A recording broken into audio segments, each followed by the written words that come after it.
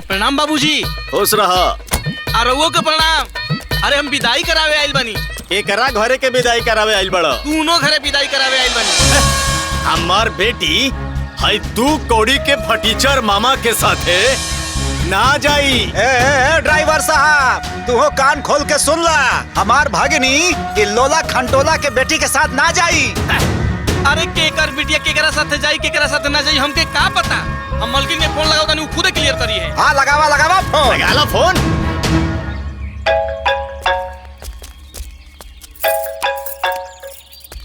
Hello का हो पटफोरन? अरे मालकिन हम यहाँ चीन पाकिस्तान के तना तनी में एकदम फंस चुकल बनी।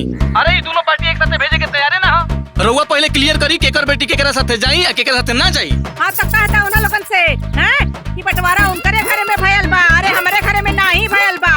अरे उ लोग दुगो पटदार के बेटी होकी हां, बाकी पतो हमरा ही बारी चल ना। कहता बड़कोला खानदान के झूठा लोग से हैं इज्जत से लोग विदाई कर दे, ना तो जैसे दामाद लोग लेवे ना गई ना वैसे ही गाड़ियों हम वापस करा दे। नौटंकी करे लोग जा। हां कह दे। ठीक बस समझाओ तनी रुका। देखा मालकिन कहली है कि विदाई करावे के पता करावो ना तो हम अपन गाड़ी लेके जाता नहीं। चल जालिन नहीं हरे लोगन तो उन्हा लोगन का यहाँ आवे का मन ना करत। आवे द लोगन के आवे तक कुल चर्बी निकालब लोगन का। काहे से कि हम जानता नहीं तू एकदम लापरवाह हो। ध्यान से जइहा, एक के गाड़ी में जाए के बा, डरिया मत। हाँ हाँ टाइम टाइम से दवाई खात रहिया। हाँ बाबूजी समझाए भी इनका के हम सब समझा और सुनो उज्जरत मोरा सब पे एकदम ध्यान मत दी। ठीक नु तू अपन ख्याल रखी है और अचार ना भाई संगे भेज दी है। ए मामा तू यही जा रही है जइहा मत, काहे कि माहौल कुल ठीक नहीं के यही जा। हाँ तू गाड़ी में ख्याल से जइहा, सथवे जात हूँ। हे भगवान जे हमार बबीता बेटी के फुसला के गलत घर में बियाह करवा देलस उनकर ध्यान रउवे राखब। अरे एगो लड़ाकिन सास के घर में बियाह करा के हमर बेटी के जिंदगी बर्बाद कर देलस रे दादा। हे भगवान रउआ के त कुल बुझाता कुल देखता नहीं। अरे जे जैसन करी ओइसन भोगी। अरे जौने घर में हम अपन बिटिया के जुत्ती न जाए दी वही घर में हमार बिटिया के बियाह करा देलक। ई सब केहू के सजा दी है भगवान। का सजा दी है चाची? तू और तोहर भाई मिलके एकल ही सास के खुटा में हमके बांध देले लो। हाँ तू तो हमार बहन होके वही कलही के घर में हमार बियाह करवा देलू। काहे ना बंधवाई? हाँ तोहर माई तोहर मामा हमनी के जैसे धोखा देले वैसे धोखा हम दे देनी, जो जैसा उसको वैसा। ए बुझिया अपन माई के चाल चलन मत सी बुझाइल। हाँ काहे हमार चाल में कौन खराबी बा? अगर तू अपन भाई के हाँ में हाँ ना मिलाऊ तो हम अपन बबीता के बियाह घर में ना करती। अरे तोरे चलते हमार बेटी उ घर में गईली। अरे जी हम ऊपर झापर देख के हो में हम मिला देनी हो। ठीक बा भीतर के जानता कि सास कैसन बा ससुर कैसन बा ये करन दिखाता ई कुल। अरे राउर बेटवा सुरेंद्र और राउर भाई देखे गइल रहलन नु। अरे उनहु के ना बुझाइल और हमरा के और हमर भाई के दोषी मत बनाओ। ठीक बा राउर बिटिया है बबीतवा असरितवा के कुल पता रहल तब सब कुछ जान के समझ के हम मिलावलस हमर सोना जैसन बिटिया के बियाह बन लायक देवर से करवा देलस। काहे तहार मर्द आनहर रहे इनका ना सास ससुर अंदर बाहर सब पता करे के चाहत रहे। देखी कैसे बोलता रही। ए भौजी अब ढेर मुंह मत खुलवावो। हैं है तहार बेटी हमार बेटी के जीवन के साथ जवन कैले बियानु वो दुश्मन भी ना करी। ढेर ना आज जौन तोहार मेहरारू और तोहार सास जौन के लिए बियाऊ हैं केहू अपन परिवार के साथ ऐसा करेला का हो? बोला ए मामा तू तो मते बोला, तोरे से हमरा नफरते हो गइल बा। तो हमनी के कौन सा तोवन लोग से मोहब्बत हो गइल बा? बस करा चुप रह तू लोग। बहुत हो गल तोहर लोग के नाटक नौटंकी। चले के चलो ना तो अपन गाड़ी लेके चल जाई। अरे चले के बाहर चलो तनी जा भाई। हां चले सुना उन लोगों से बतियावे के कोनो जरूरत नहीं है। वो लोगन के मुंह लगन के कोनो जरूरत नहीं। कहती हम क्यों कटाव ना साहब।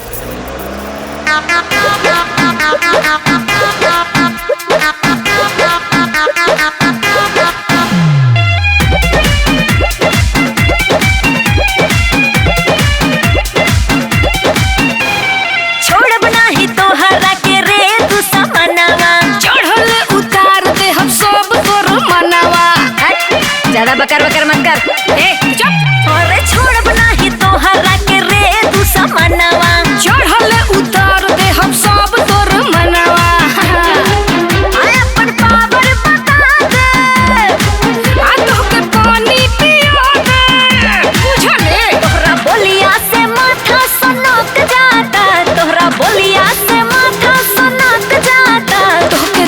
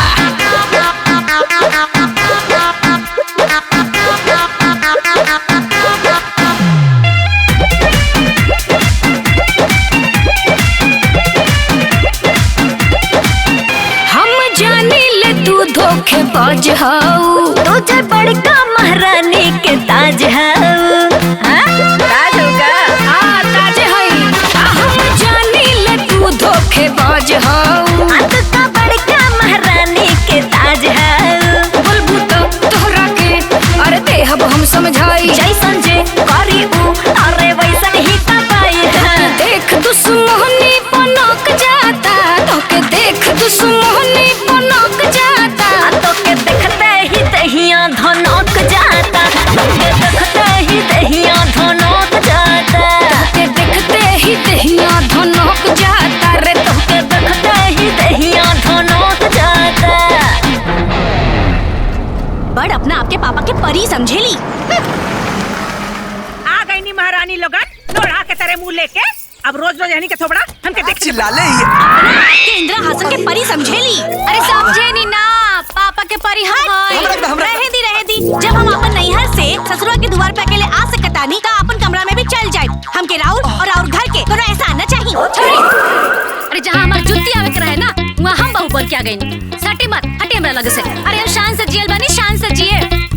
बाबूजी बड़ी आलू गोड़ छुए बदे हैं तो लोगन से गोड़ छुआ के ना हमनी के स्वर्ग का सीढ़ी ना मिल जाई। महारानी कैसे आलू हो आवा के तना आलू बड़ी नाटक में ले लोगन आ तू हो अच्छा तो तू बड़का खानदान से आलू बड़की बिटिया अखिया फोड़ी दे कबूतर हैं जा घर कुल पड़ता रखा जा मजा बड़ी आलू लोगन जैसा दिखाओ बदे हैं तू कहां से रे आलू बुढ़िया कहीं की अरे पाक पाक पाक भाग तू एकर अरे एकर से जा गोल लगे खातिर तरसत नहीं की क्या हो अरे जा नहीं तो बड़ा आलू कौन लगा देख ला यानी का हमका गुड़िया कथे हो इनका घमंड देखा हो गया तार वाली हैं मिल गई करे जाके ठंडक।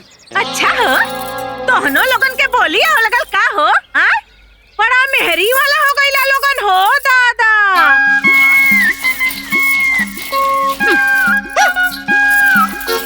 हाय देखा अब ले मसल मसल सब्जियां चिराता पता नहीं खाना कब ले बनी है भगवान। अरे हमार तो किस्मते खराब रहल है बड़का लड़का कबिया भिख मंगा खड़े हो गई और छोटका कबिया बड़बोला खड़े हो गई। अरे हम अपना माई बाप के इज्जत जोगावत रहनिया न तो ऐसा ससुराल में कब्बो ना रहती लात मार के चल जाई। हे भगवान जिन जानी हमरा साथे धोखा कैली ना हमरा साथे घात कैली ना वो ऊपर पड़ो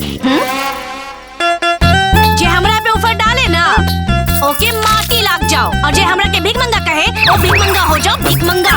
अरे तू हमरा के भीख मंगा खा लिया अरे तो हिम्मत कैसे भइल भीख मंगा कहेगे। अरे तोहनी के तो मुंहे लगा बेकार बा निर्लज बाड़ी सन बनाओ लोगन ठूसा ये दोनों के दोनों एकदम चढ़बाकी ने बाड़ी सन। हे भगवान जी राहुल सामने ये दोनों झूठ ना बोलिया यही खातिर मोबाइल में रिकॉर्डिंग लगा के रख देत पानी। हाँ अब एकनी के मन में का बानर हमरा के कुल पता चल गई।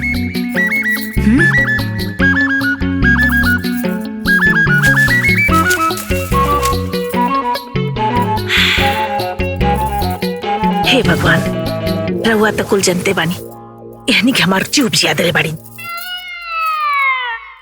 भगवान जी एकनी के उठा ली माँ दी एकनी के हम ना राउर के 21 रुपया के लड्डू चढ़ाए। हाँ भगवान जी मान जी भगवान जी।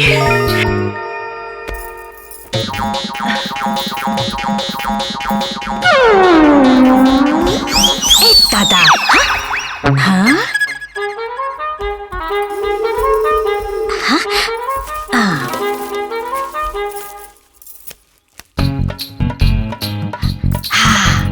रिकॉर्डिंग तो चालू बा। भगवान जी के सामने बुढ़िया झूठ ना बोली हुई है। हाँ आवाज भी रिकॉर्ड हो गई बा। अब बस वो छटंकी के मन में का चल रहल बा वो जाने के बाकी बा।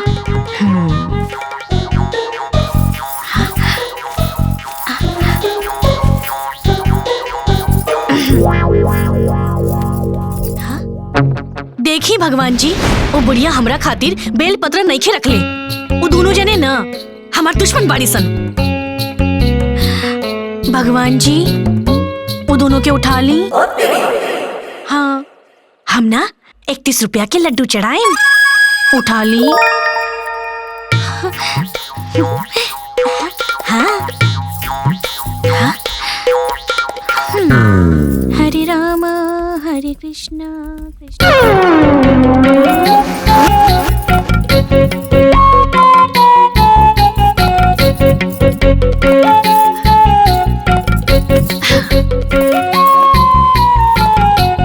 जय हो भगवान जी।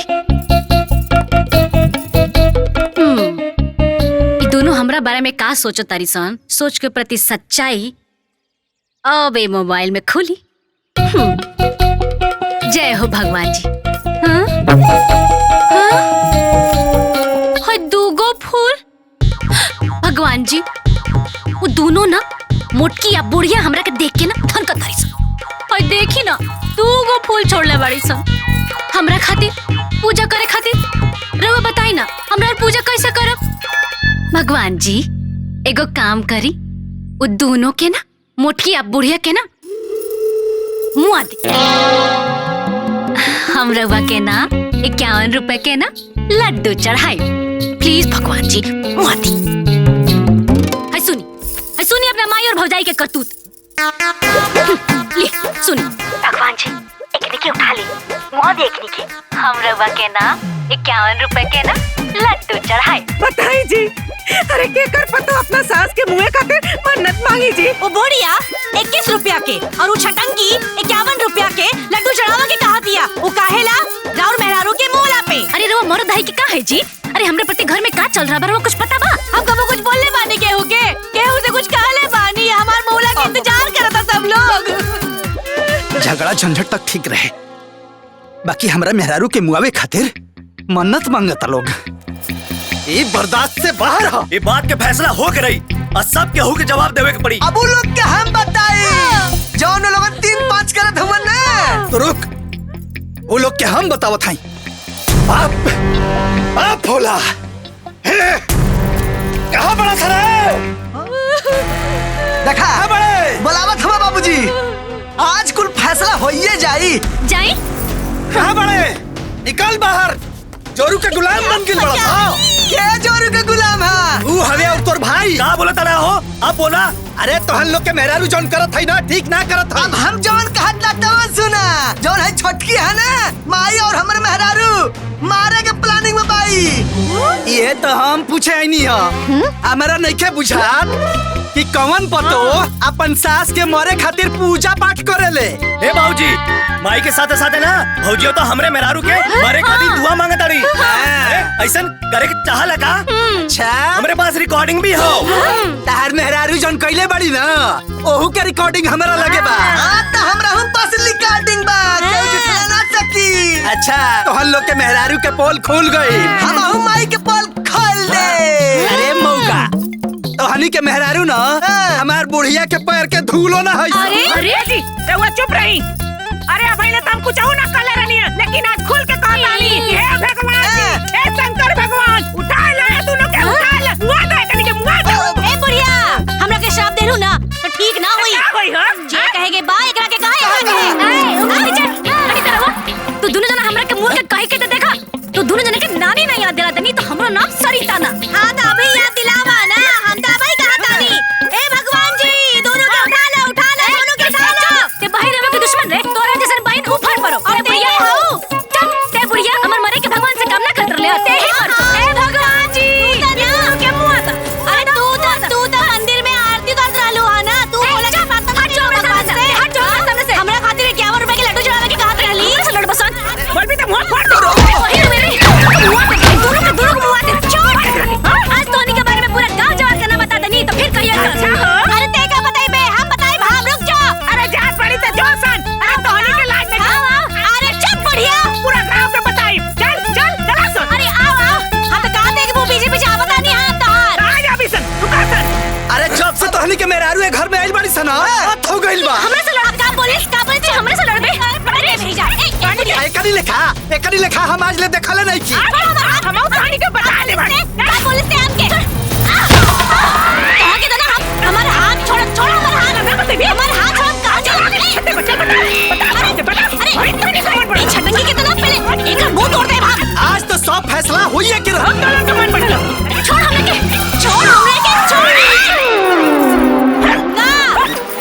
ना बोले सा हमरा के मरबे ते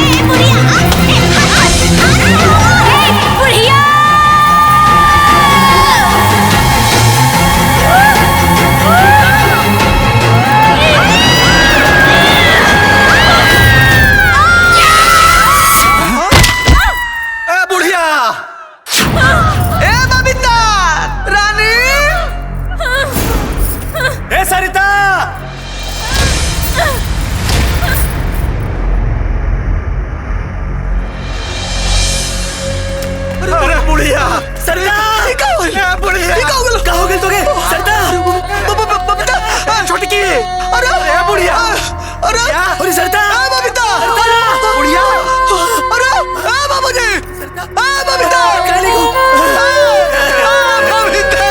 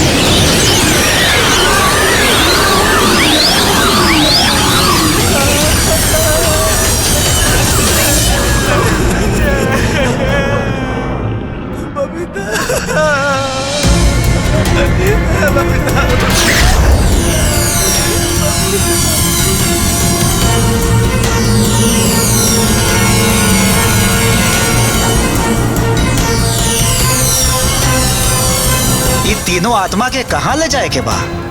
चित्रगुप्त जी के आदेशानुसार स्वर्गलोक में। वाह, अवश्य ही तीनों पुण्यात्मा हवन।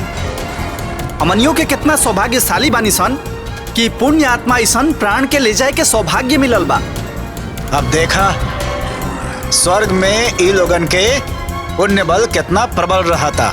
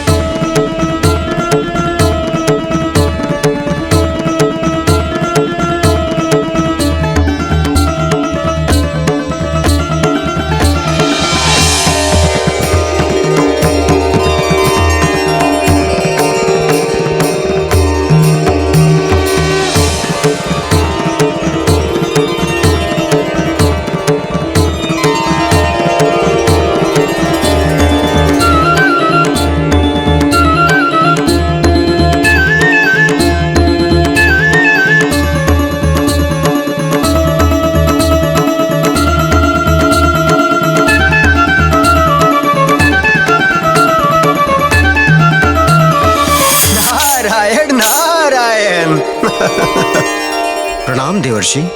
प्रणाम मुनिवर। हमार स्वर्गलोक में रउआ स्वागत बा। हम तो अपना भ्रमण मार्ग पे रहनी है, लेकिन देवराज राहुल जोनी स्वर्ग लोग बाटे ओकर अद्भुत छटा अलौकिक दृश्य हमरा के अपना और आकर्षित कर लिया। चली यही बहाने राहुल दर्शन के सौभाग्य तो प्राप्त भइल। हे देवर्षि, हमार स्वर्गलोक के बारे में रउआ के तो मालूम बा। तीनों लोक में सबसे मनमोहक हमार स्वर्गलोक बा। वाह, यहाँ के पेड़ पौधे, नदी, तालाब, गीत संगीत, चारों तरफ पुष्प, इतना मनमोहक दृश्य। और देवर्षि, रउआ तो जनते बानी कि समस्त देवता लोग एजा निवास करेलन और आज तक इस स्वर्गलोक के सुख और शांति भंग ना के पौलस।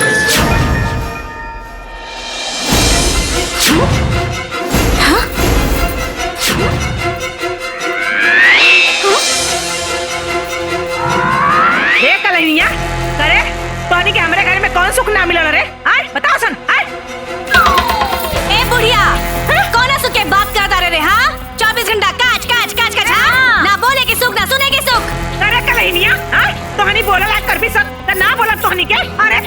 बात सुन के हमार कपार बाकी बरे बाप रे बाप, बोलहु में पाबंदी लगे का है दादा?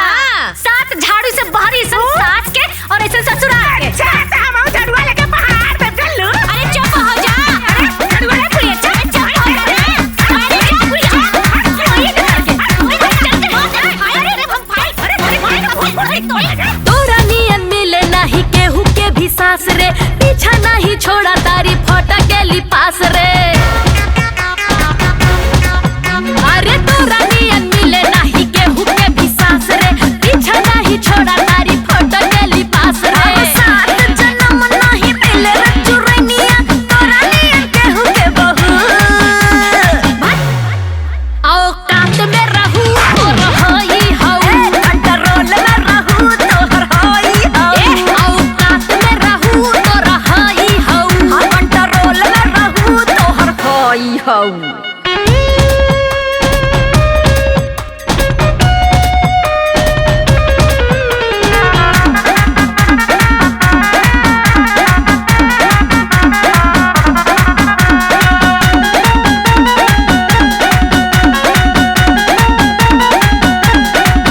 तोरा ला शरम ना बाटे, बोलिया कीड़ा जैसे काटे मोला छिनिया रे। तोहर बाप ठगो हरवा, हमर फूक देले घरवा कुला छिनिया रे। हमरा आगे आगे मुंह जाती खोला दीदा मारब की पसार जइबी। हमर धोखा से करावली पिया हवा हमार की बहार जइबी।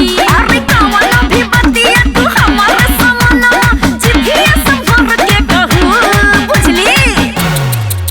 आओ काट में रहू तोर होई हऊ, कंट्रोल में रहू तोहर होई हऊ। आओ काट में रहू तोर होई हऊ, कंट्रोल में रहू तोहर होई हऊ। तोर हई हऊ नाश को के रख देले बड़ी सन, तोहरा जैसन बहू तो 7 घर दुश्मन के भी ना मिले। अच्छा सास मतीन सास रहे त रहे, पर नचिया ते ऊपर पड़ जाओ। हट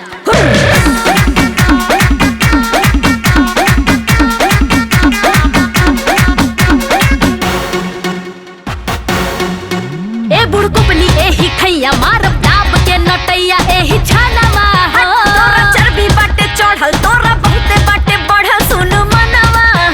इना भइली दुनो माथा के बोखरवा बोखरवा उतार देबे रे। सुन एको छन लागी ना समैया, इहे करी निसार देबे रे। आजा दा बड़बड़ाई बिता सुनो कंटहिनिया, देह से निसार देबलहू। समाजो समाजो आओ काट में रहू तोर होई हऊ, कंट्रोल में रहू तोहर होई हऊ। आओ काट में रहू तोर होई हऊ, कंट्रोल में रहू तोहर होई हऊ होई हऊ। ऐसा लगता है कि मोर के कूट दी। ए दुष्ट आत्मा, का है सब? तू लोग यहाँ कैसे आ गई लो? हमनी के हमनी के यहाँ हमनी के कैसे? यहाँ कैसे? ई कौन जगह है? स्वर्गलोक। हाँ? स्वर्गलोक? स्वर्गलोक? हाँ, माने हमने के ए रवा काहे रोता नहीं? अरे परेशान काहे होत बाड़ू? हाँ। मोनी तो मोनी, बाकी स्वर्गलोक तो आ गई नी। चलिए लोग कहाँ? देवराज इंद्र के समक्ष। अरे बाप रे बाप, अरे बाप रे कितना बढ़िया लागता स्वर्ग। अरे बाप रे। हाँ ये लोग क्या? देवराज इंद्र पधार रहल बानी। इंद्रदेव जी साकारं भुजगशयनं पद्मनाभं सुरेशं विश्वाकारं गगनसदृशं मेघवर्णं शुभांगं।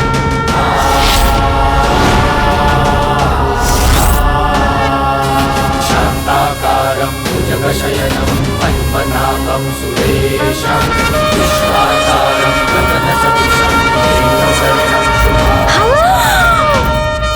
अरे बाप रे बाप, इंद्र भगवान जी। ओ पहले तो हम खाली पूजे पाठ में सुन ले रहनी हम,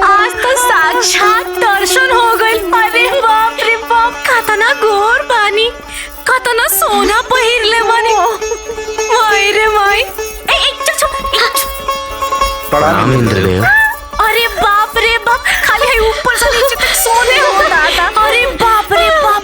इंद्रदेव जी, इंद्रदेव जी, इंद्रदेव जी, प्रणाम इंद्रदेव जी।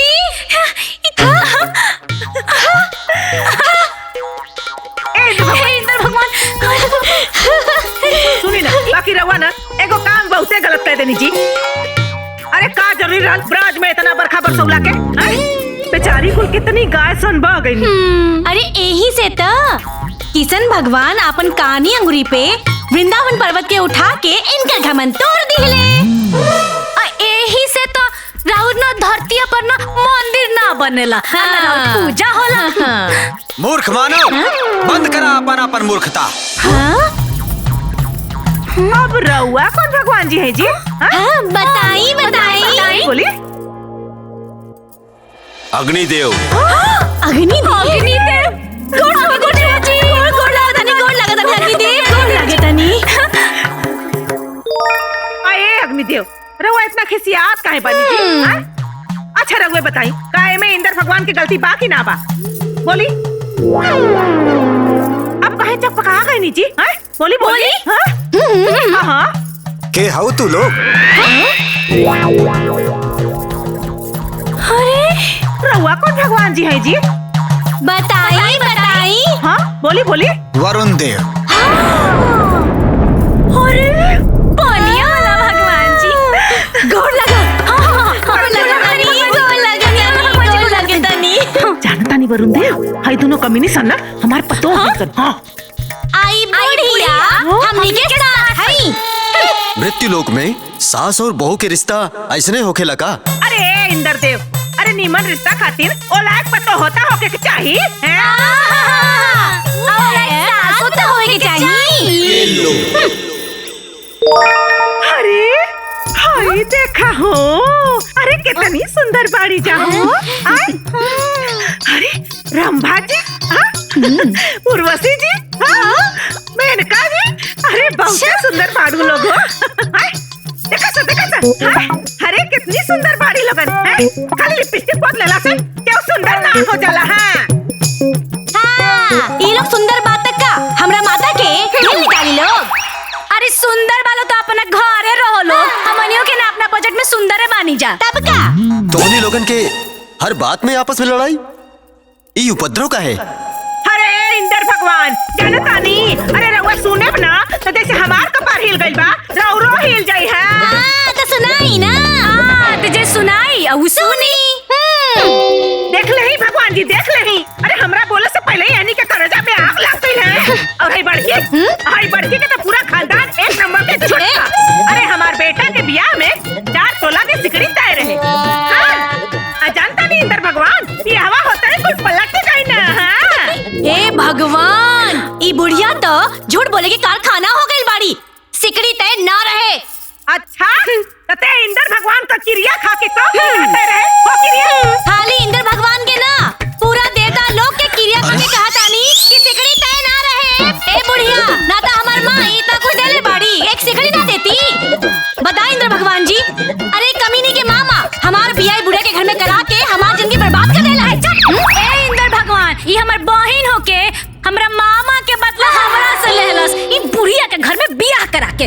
ना तो हम ए बुढ़िया के घर में कब बियाह करके ना आई थी, हमर जूती आई। जूती आई तो वह जूती उठा के ना तो तोरे माई बाबू के कपड़ा पर होड़ देती। कहा देता नहीं हमरा माई पर मत जाइया, मत जाइया, कहा देता नहीं तो मुंह फोड़ देता। शांत। हमरा के ई ना समझ में आवता कि तोहनी लोगन के स्वर्ग लोक में आगमन कैसे भइल? अरे इंद्र देव, अरे हमनी के तो इंसान बानी जा, इतना रहुए न बताए कि हमनी के एजा कैसे आनी जा। ऐसा दानव प्रवृत्ति आत्मा स्वर्ग लोक में रहे के लायक नहीं खे। यमदेव के हमरा समक्ष उपस्थित कैल जाओ।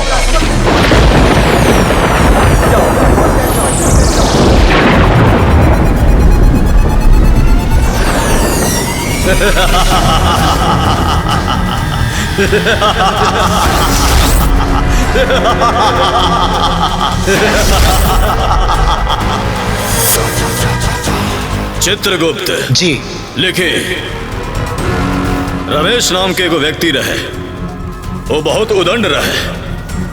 ओकर उदंडता से ओकर पिताजी ओकरा से बहुत ज्यादा परेशान रहा। ओकर पिताजी माई ना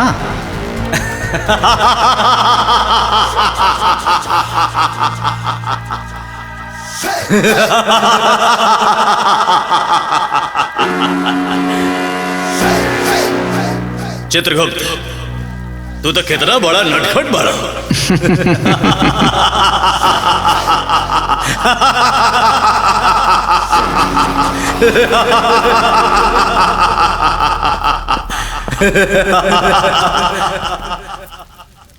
यमदेव के जय हो। यमलोक में तुहार स्वागत बा मातली जी। बहुत बहुत धन्यवाद यमदेव जी। एजा आवे के प्रयोजन बतावा। देवराज इंद्र जी रुआ के यथाशीघ्र बुलावले बानी प्रभु।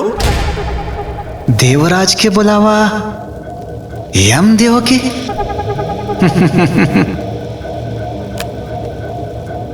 सुन के चित्त प्रसन्न हो गए। अब प्रस्थान में विलंब का है? अब प्रस्थान में कोनो विलंब ना हो चित्रगुप्त। अब हमने अभी के अभी प्रस्थान करा। जवन आज्ञा यमदेव जी। इंद्रदेव के द्वारा राहुरी निमंत्रण के बारे में सोच के हमारा मन में बहुत कौतूहल होता। ये कौतूहल के कारण लागा था कि इंद्रासन में रवो आसन लागी। इंद्रदेव के समस्त देवगढ़ में रवो गिनती हुई प्रभु।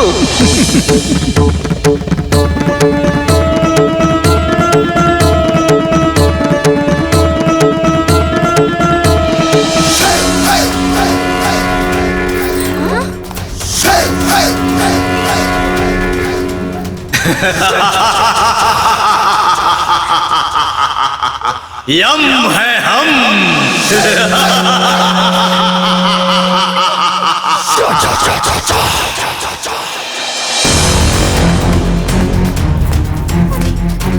प्रणाम यमदेव।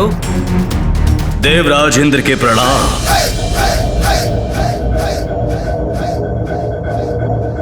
आसन ग्रहण करिए यमदेव।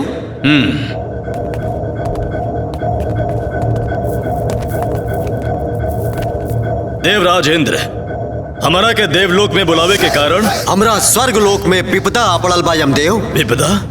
ओह, कौन ऐसा असुरी शक्ति बा जवानी करे के दुस्साहस कैलस? ये तीनों मानव आत्मा यमदेव। और हमरा ये नहीं के समझ में आवत कि तीनों मानव आत्मा के स्वर्ग लोक में प्रवेश कैसे भइल। ये जरूर कोई पुण्यात्मा लोग हुई देवराज। ये पुण्यात्मा हुई है चित्रगुप्त जी। जब से ये लोग स्वर्गलोक में प्रवेश कैले बा तब से पूरा स्वर्गलोक में उथल पुथल मच गई बा। चारों तरफ अशांति फैल गई बा। ना यमराज जी, एमे हमार कौनो दोस्त नहीं के। हम सच कहता नहीं। एमे कोई दोस्त ना। हाय दोनों कलहिन के बा। ये नहीं के बा। ए झूठी, एक नंबर के झूठी। ना यमराज जी, ये बुढ़िया एक नंबर के झूठ बोलता रही। हमार कोनो दोस्त नहीं के। सारा दोस्त ना इन आगे लोग के बा। ना यमराज जी, हम अपना माई के किरिया खा के कहता नहीं। हमार कोनो दोस्त नहीं के। सारा दोस्त ये दोनों पगलटवा सन के बा। का कलिया का? ए हमरा के पगलटवा कलिया? और खानदान पगलटवा। हां। अच्छा, तू हमरा के काला ही कबू पगलेट कबू तो हम तोरा के छोड़ दे। हम ना कहब, हमहू कहब। हां, तो लड़ाकी लोग के सुगा गाय नानु कहाई। अरे बाप रे बाप, चलानी हसे सुपावा के जगह में खुद 32 गो छेद बा। पूरा इंद्रासन देखता के चलनी है और के सूप है। के चलनिया हुए। हां कहानी। हां कहानी का बीता। हां का कर लेबे दोनों ना कर लेबे। अरे ई का करत बा लोग?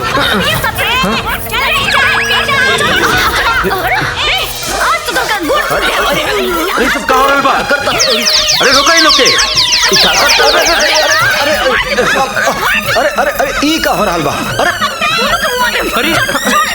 अरे कोई रोका इन लोग के। नारायण नारायण। देवराज, आपके स्वर्ग लोक में तो अत्यधिक शांति बाटे। आज टोनी के सिखा के। आज टोनी के मुंह तोड़ दे। हमरा समझ तू लजी है। काट दनी।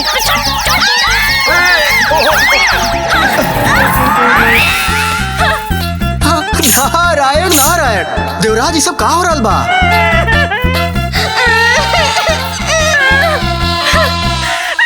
अरे हटी यहाँ से।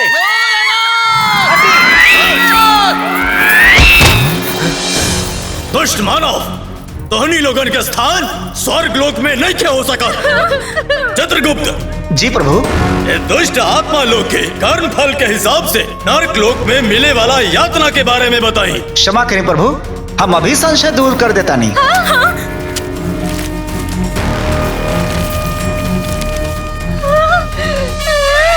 लेखा मिल गई प्रभु। कर्म फल के हिसाब से इन लोगन के स्थान नरक में बा। इन लोगन के यहाँ आगमन कैसे हो गए चित्रगुप्त जी? भूलवश देव। यथाशीघ्र तीनों के नरक लोक में भेज दिया जाए।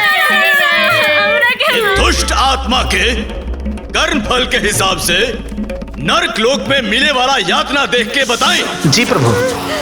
प्रथम आत्मा राशि नाम चमेली, पुकार नाम सुथनी देवी, संबंध सास, कर्म फल के सूची, दोनों बहू के सतावल, मन में दोनों के प्रति दुर्भावना राखल, स्वभाव में कर्कशा, विचार निम्न कोटि के, इनकरा के अत्यंत गरम तेल में तले के यातना दिलाई।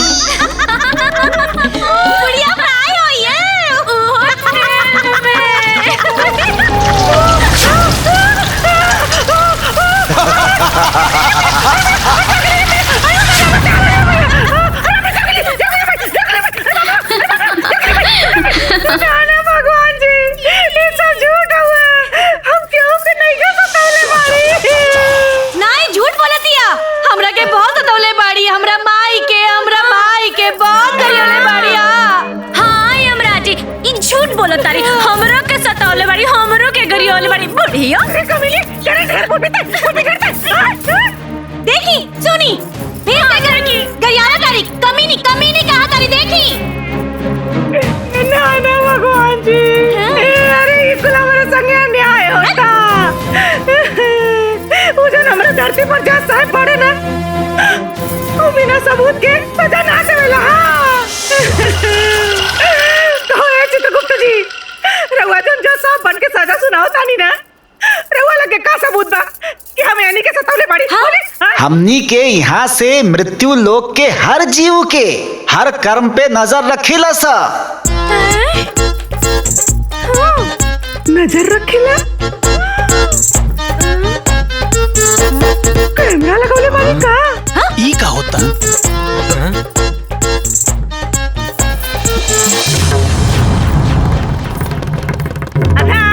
देखो मोबाइल तो हाईलाइट नहीं के? कैमरा कहाँ से लगवा देगा? अरे इतना दूर से धरती पर कहाँ से लौकी जी? यानी मानव, अपन मूर्खता पूर्वक बात बंद कर। चित्रगुप्त, आगे के कर्म फल पढ़ी और नरक लोक में मिले वाला यातना के बारे में बताई। जी। द्वितीय आत्मा राशि नाम पिंकी, पुकार नाम बबीता देवी, संबंध बड़ी बहू, कर्म फल के सूची,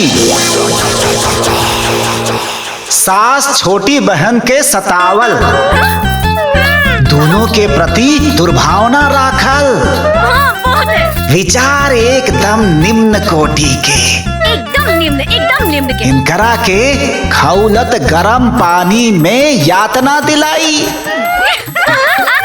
अंडा नियन खुद को बुलाई वो।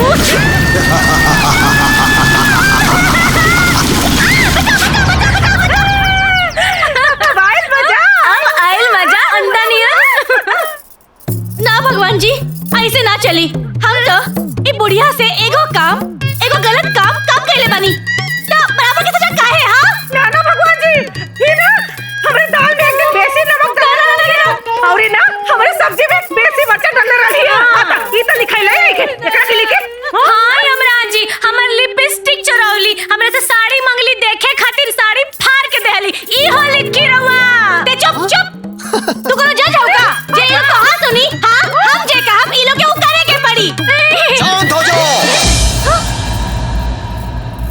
जीवन के कर्म के लेखा जोखा रखे के उत्तरदायित्व सिर्फ चित्रगुप्त जी के हाँ। तू लोग निर्णय नहीं के ले सकत। तो ठीक बा, रउआ हमरा खातिर एगो वकील बुला दी। अब उहे हमरा तरफ से बहस करी। असंभव। चित्रगुप्त जी अमदेव। अगला यातना के कर्म फल के हिसाब से ओके नरक लोक के यातना बताई। जी प्रभु। तृतीय आत्मा, राशि नाम सुगनी, पुकार नाम सरिता देवी, संबंध छोटी बहू, कर्म फल के सूची सास और बड़ी बहन के साथ दुर्व्यवहार, अति घमंड, मन में दुर्भावना, विचार अति निम्न, ए जीवात्मा के जिंदा आग पर भूने के यातना दिलाई।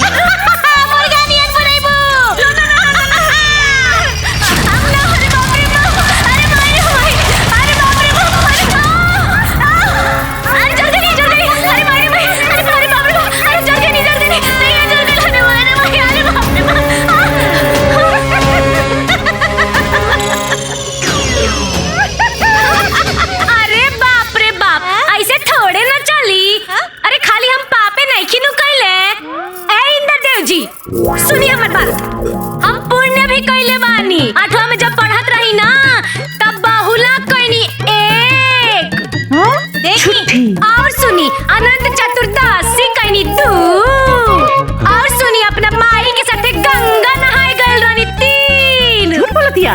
इतने ना, ब्याह के बाद ना हर साल तीज करत रही। 4 गो पाप और 4 गो पुण्य।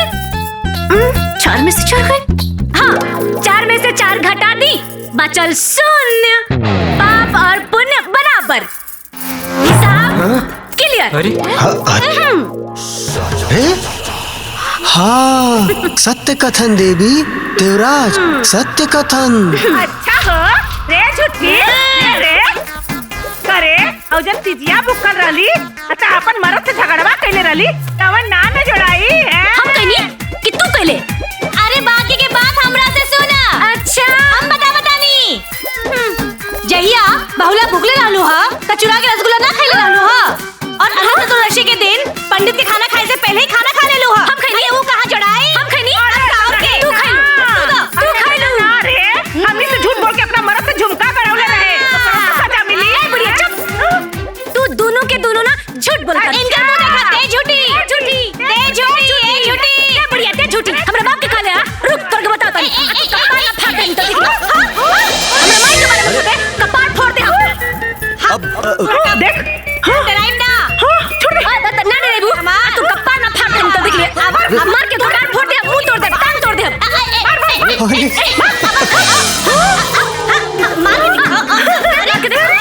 अरे का हो रहल बा? अरे के रोकी इनके।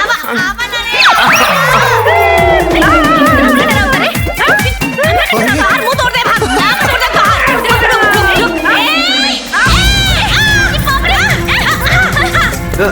ते हमरा कमर पे मार के मुआये दे। ते आओ अरे ते आवा ना। काले ऊपर ये है तो लगन का हे वरुण दे हटा हम चढ़ हटा। अरे आवा ना। ओ तावा अरे चुप, बड़की आइल बाड़ी बर्फ का बर्फ फूटे। आवा हमरा लगे वरुण देव के अस्त्र चीर दे त हमरा लगे वायु देव के हथियार बा मार के कपारे फाड़ दे। अब तोहर हमारे हाथ में चंदर देव का हथियार बा। नारायण नारायण प्रभु। अरे आवा ना आवा। अरे ते आवा छोड़ दे बड़ कपड़ के मुंह तोड़ दे।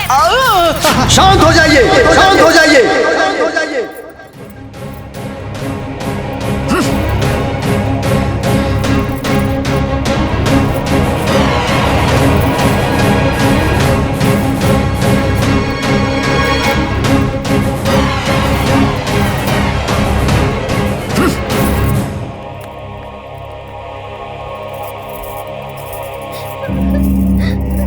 तोहनी के कारण भइल है ई सब। तोहनी के कारण बंदी बना लाई लोग के।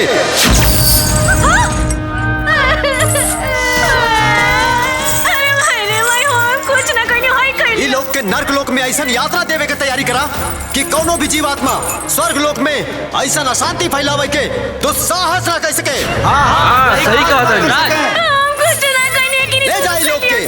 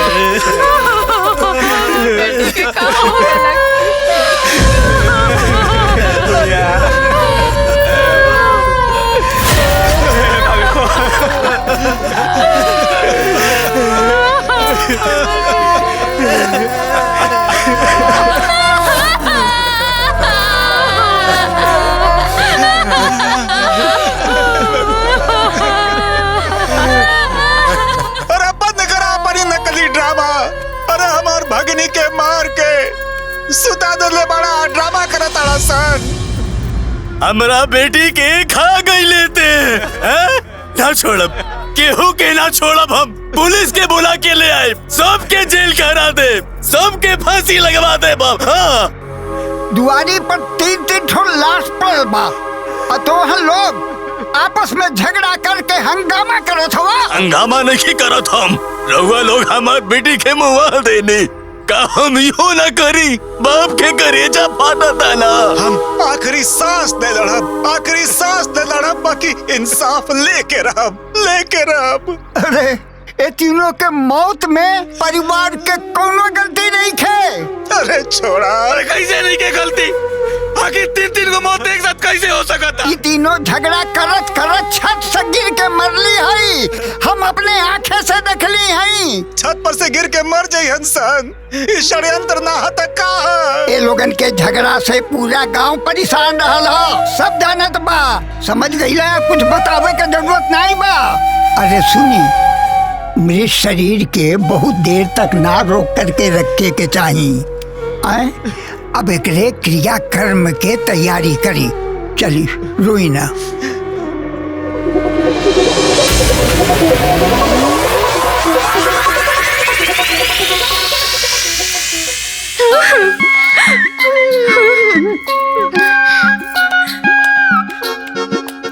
ए अम्मा, अम्मा,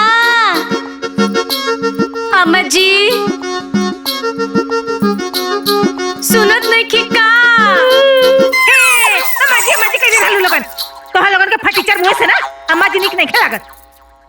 दुश्मनवा कहा लोग, दुश्मनवा। ए दुश्मनवा, बोल दुश्मनवा। देखा ई ना हमनियों के आखिरी मिलन बा। हाँ, आखिरी प्यार बा, आखिरी दुलार बा। एक रे बात तो हमनियों के करनी के हिसाब से ना नरक में फल भोगिए के बा। अरे बाप रे बाप, अरे हम नरक में ना जाए वो दादा। अरे नरक में सप्पा बिछिया गुजरवा सांप रहेला सर। अरे शांत हो जा, ओए जो मकड़ी हो रहे हैं। अरे बाप रे बाप, चुप, शांत रहो।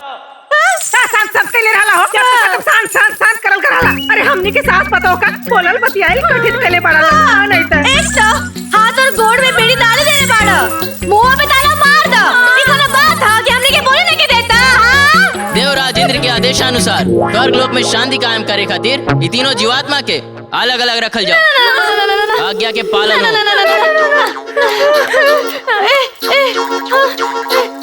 ए दुश्मनवा, बोल दुश्मन। अरे भाई हमनी के अपना में एकता बना के नु रखे के बा। अगर ये हमनी के सास बहू के अलग अलग कर दिया सन तो हमनी के सास बहू के पार्टी कमजोर ना हो जाए। ऐसे कहता नहीं माफी मांग लेवे के। हे स्वर्ग लोक के देवता महादेवता लोग हमनी के चिलम चिल्ली ना करब राई मां शरणागतम।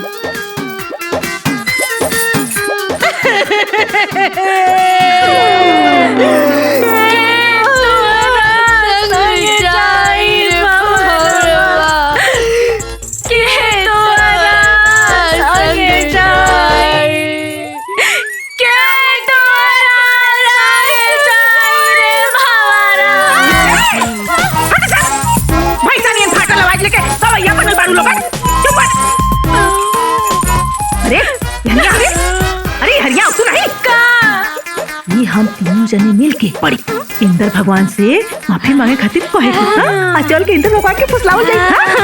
राजा ए सिपाही जी हमने के ना इंद्र भगवान से मिले के बा। वो अभी क्या अभी भाई ठीक बा।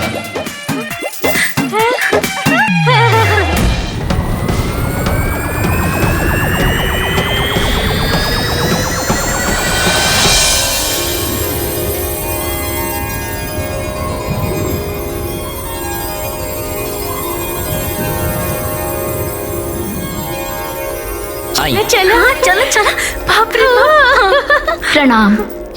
इंद्रदेव कहाँ बानी? भंवर लोक में बानी। चलिए।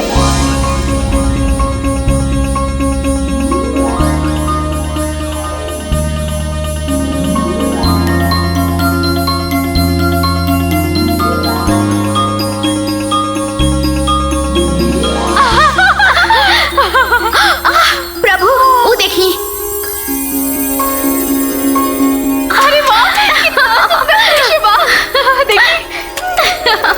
आई। देवराज इंद्र की जय हो। इंद्रदेव की जय हो। यहाँ पे ई लोगन के आवे के का उद्देश्य बा मातली? प्रभु ई लोग और दर्शनाभिलाषी है।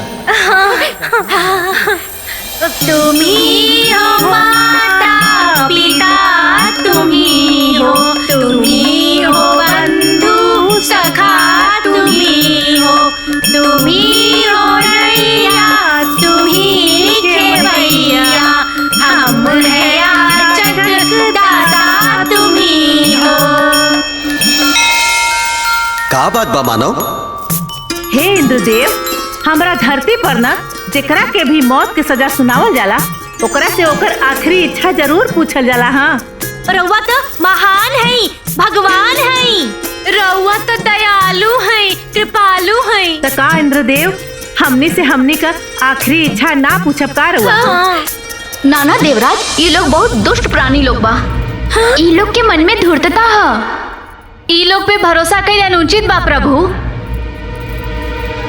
अरे रंभा बिटिया, अरे तू तो हमारे बिटिया जैसन हो ना, तो का तोहरा के अपने माई पर भरोसा नहीं खे? ए मेनका तू तो हमार बहन जैसन हो। वो कहा ना कि हमार फुआ की बिटिया के नाम ना मेनका है, तो हम उनका के मेनका बहन कहत रहनी है। बड़ बहन की लाज रख लो मेनका बहन। उर्वशी सखी, धरती पर हमरो सखी के नाम ना उर्वशी है, आ तोहरो नाम उर्वशी बा, तो तू हम सखी बहन। काका इतना बड़ा स्वर्ग में हमनी के आखिरी इच्छा ना पूछल जाई भगवान। हाँ प्रभु ई लोग के मनोकामना पूर्ण करी। नारायण नारायण। प्रणाम देवर्षि। प्रणाम मुनि ऋषि। देवराज आज पहली बार जीवात्मा परमात्मा से याचना कर रहल बा। रउआ अपने उदारता के परिचय दे। तोहनी लोगन की आखिरी इच्छा का बा मानव? बोल प्रभु हमने के आखिर तो नरक में जाही के बा, तो एक बार बस एक बार ना इस स्वर्ग के ना सुख दे दी। हाँ प्रभु स्वर्ग के सुख दे दी ना। ये तीनों जीवात्मा के नर्क गमन से पहले ये बंधन से मुक्त करके स्वर्ग के सुख देवल जाओ। जो आ गया देवराज। नारायण नारायण स्वर्ग के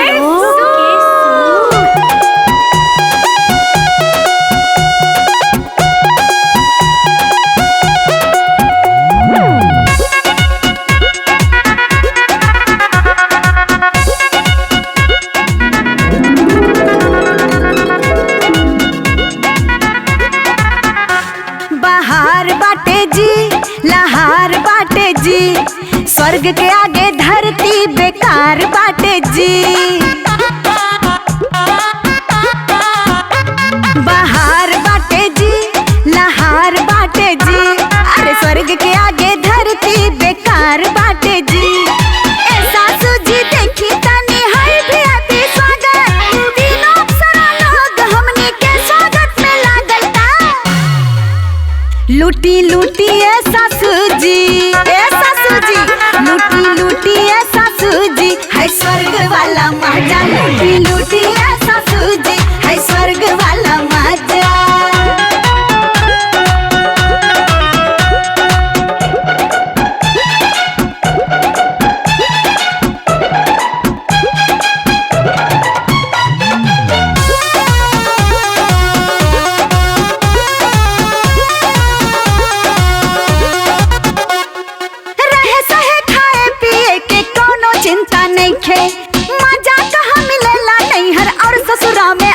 सिस्टम स्वर्ग वाला जी सब ठीक लागता।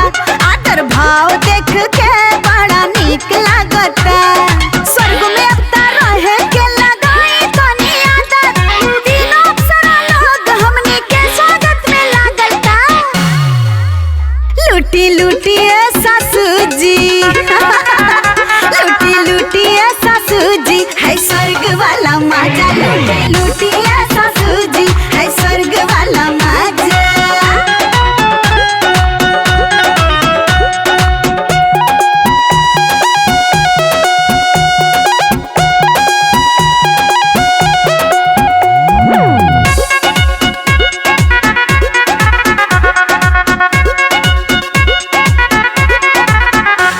अरे बम्बई जाई, गोवा जाई, चाहे जाई दिल्ली।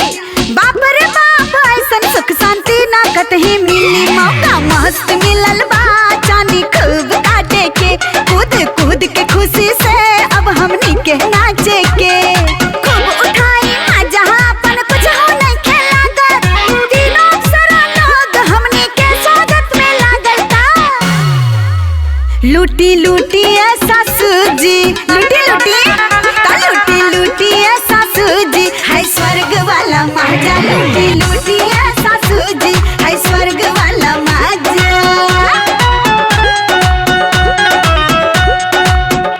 उफ, बाहर है भाई। अरे मोरी मैया रे।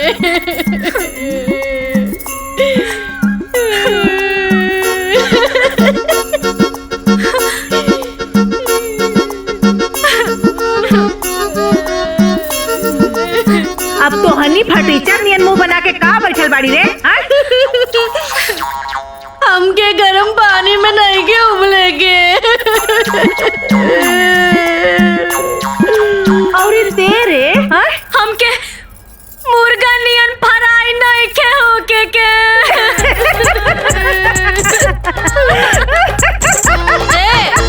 पगला गल बड़ी का। ए बुढ़ियो ढेर हंसा जान। तू फराई हो तेले में। हाँ हंसला हंसला। अरे आप क्यों फ्राई उराई ना हो यहाँ। काहे यमराज तो आप रिश्तेदार बड़े का। अरे हम यमराज का माई है। ए जाई वो लोगन के वजह से कुल बता दे।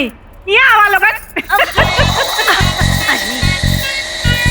बोल इधर कर लियो। हाँ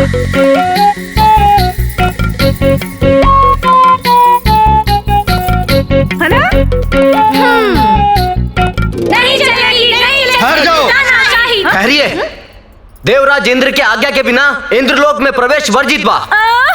प्रवेश वर्जित बा। नहीं चलेगी नहीं चलेगी। तानाशाही नहीं चलेगी तानाशाही। अरे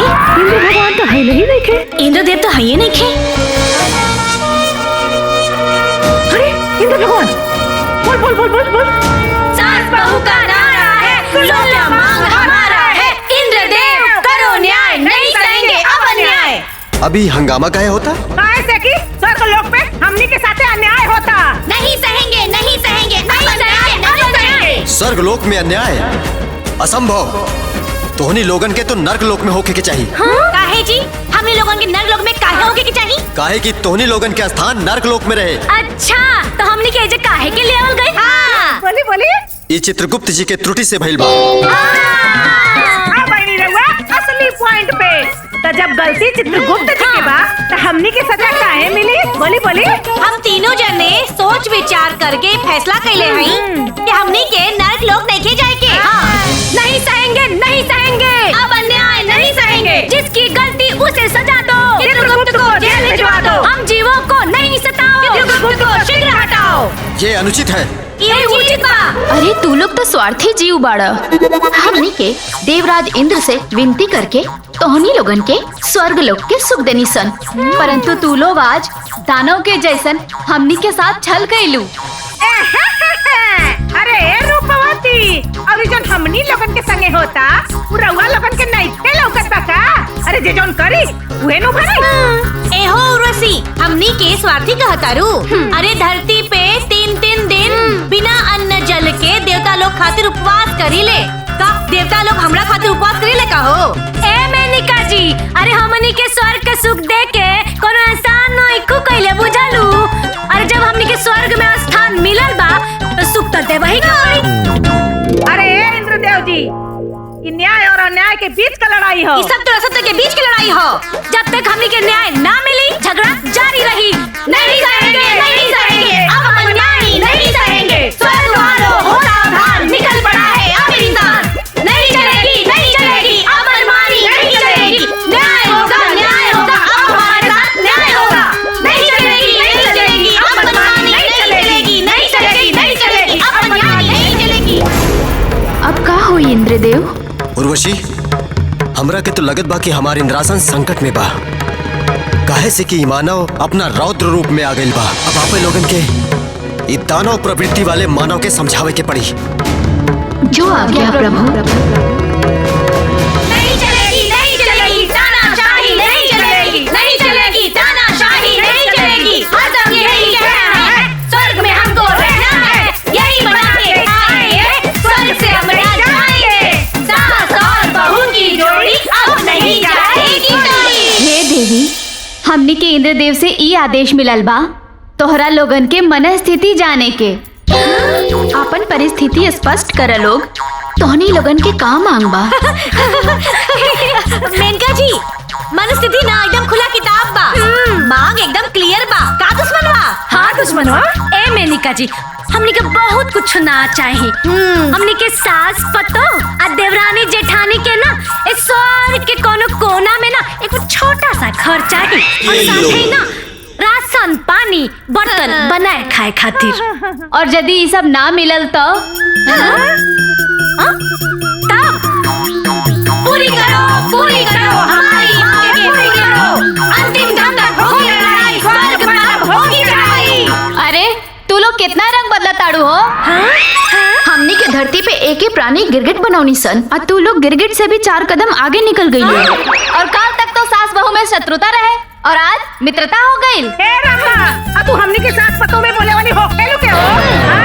कनका से तोहन लोगन का तारीफ का कर देली। चढ़ गेलू कपारे पर नाचे लगलू लोगन। अरे तोहन लोगन तो हमरे पतोइया के गोड़वा का धोनो नहीं है बाड़ू हो। देखा था चटक लिपस्टिक लगा के लक लक लक लक चमकत बाड़ी सन हो। अरे तोहन लोगन के गतिया पर ना हमरे पतोहियन के बैठे के चाहिए।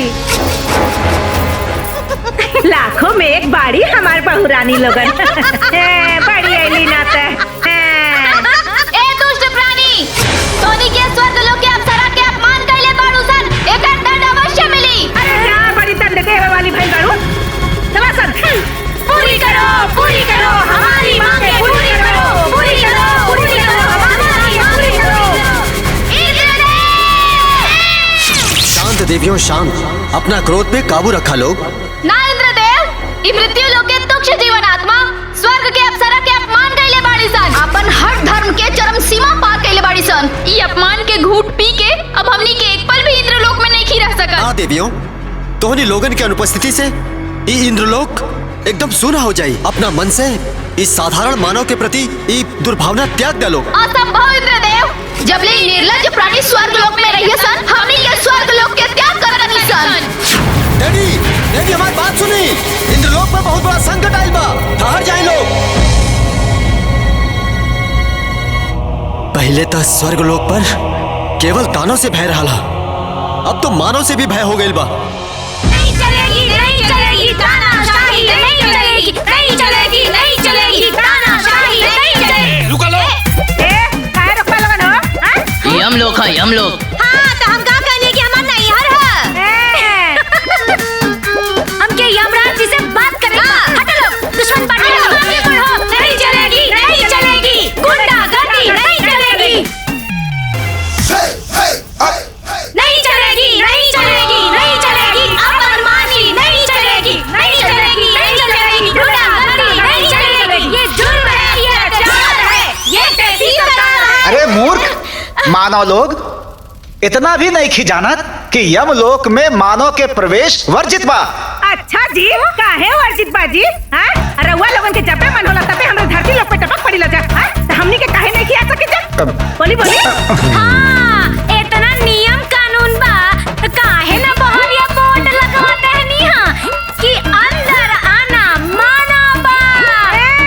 यमराज जी, सबसे पहले ना ये चित्रगुप्त जी के हटाई। वो कहा कि तारा लफड़ा के जड़ बा ना, ये है रानी और सगरो काम ना इनका वजह से ही गड़बड़ाइल बा।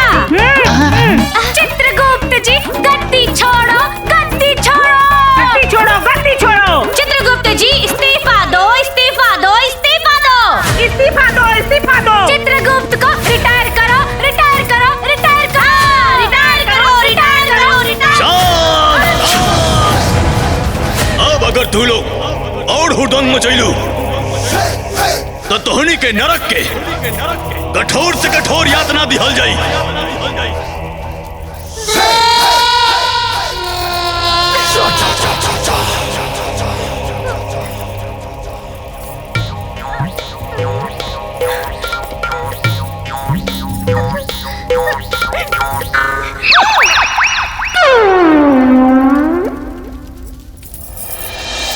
हमनी के साथ पतो के यातना ना मिली। यातना ना ये चित्रगुप्त में मिले के चाहिए। हाँ, का यमराज जी? हाँ, गांधी जी के बारे में तो सुन ले है ना, जैसे ऊ अंग्रेज लोग के लाइन पे लाके रख दिले, वैसे हमनी सास पतोह देवरानी जेठानी मिलके देवता लोग के लाइन पे लाके रख दे। हाँ, और सुनी, अगर एहू से बात ना बनी ना तो अन्याय के खिलाफ हमनी के चक्का जाम करम सान, धरना प्रदर्शन करम सान। दुश्मनों आगे बढ़ो। नहीं चलेगी, नहीं चलेगी तानाशाही, नहीं चलेगी, नहीं चलेगी, नहीं चलेगी तानाशाही, नहीं चलेगी, नहीं चलेगी तानाशाही, नहीं चलेगी, नहीं चलेगी, नहीं चलेगी अपमानी नहीं चलेगी, नहीं चलेगी, नहीं चलेगी तानाशाही, नहीं चलेगी।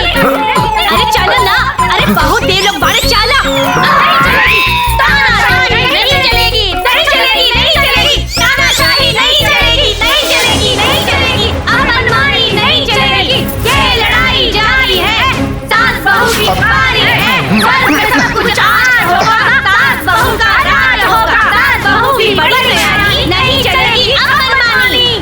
चलो, नहीं चलेगी, नहीं चलेगी अपमानी नहीं चलेगी, नहीं चलेगी, नहीं चलेगी।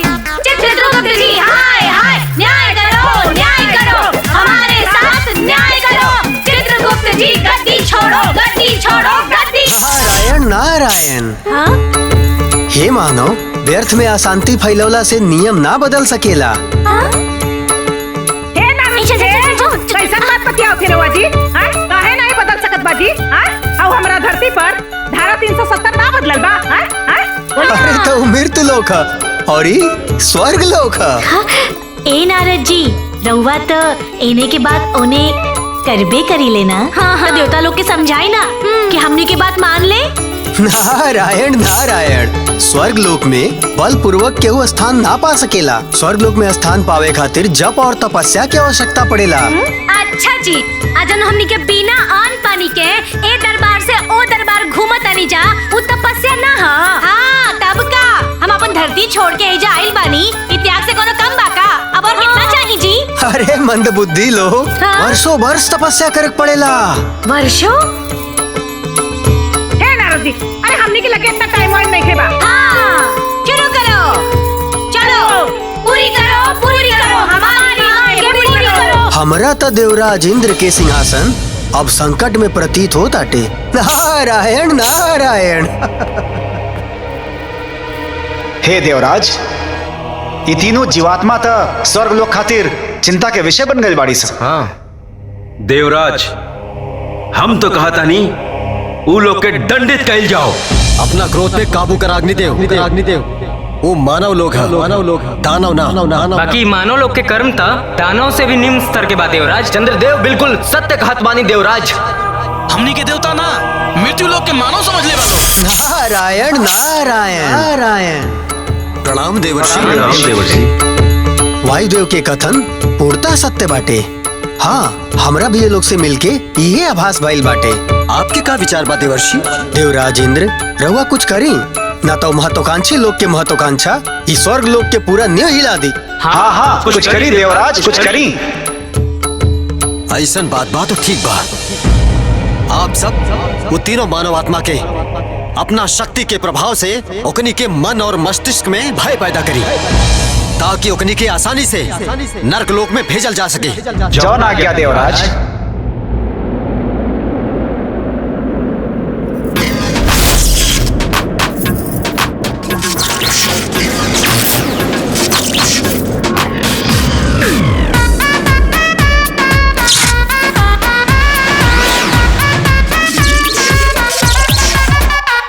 के स्वर्ग में खूबे दंगा लेके देवता लोग से पंगा।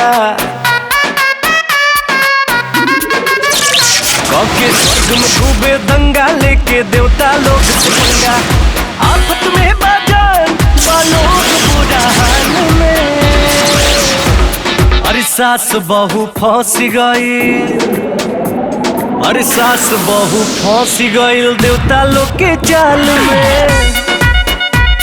अरे सास बहू फंस गइल देवता लोग के चाल में।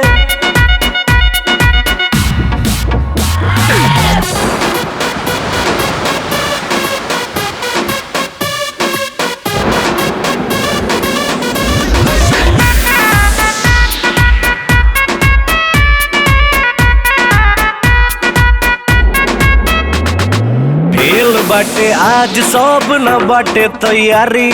सास बहू के ऊपर आज देवता लोग बा भारी। स्वर्ग लोग पड़ गइल फड़ा में। सास बहू बाटे लोग खतरा में। लागल सब देवता लोग कमाल में धमाल में। अरे सास बहू फंस गइल अरे सास बहू फंस गइल देवता लोग के चाल में। सास बहू फंस गइल देवता लोग के चाल में। ए सासू जी, अरे बोल पतोहिया बोल। देवता लोग बाजी मारी का, सास पतोहिया अब हारी का। अरे ना रे पतोहिया, ई बात पूरा स्वर्ग लोक पर चार होई। आ सास पतोह से देवता लोग के हार होई। कैसे जी ओ कैसे जी? जे आफत से दूर भगावे पवन सूत ऊ नाम कहावे। अरे हाँ जी, बोले बोले बजरंग बली की जय। संकट कटाए मिटाए सब पीरा, जो सुमरे हनुमत बलबीरा। जय सिया राम जय जय सिया राम, जय हनुमान जय जय हनुमान। संकट कटाए मिटाए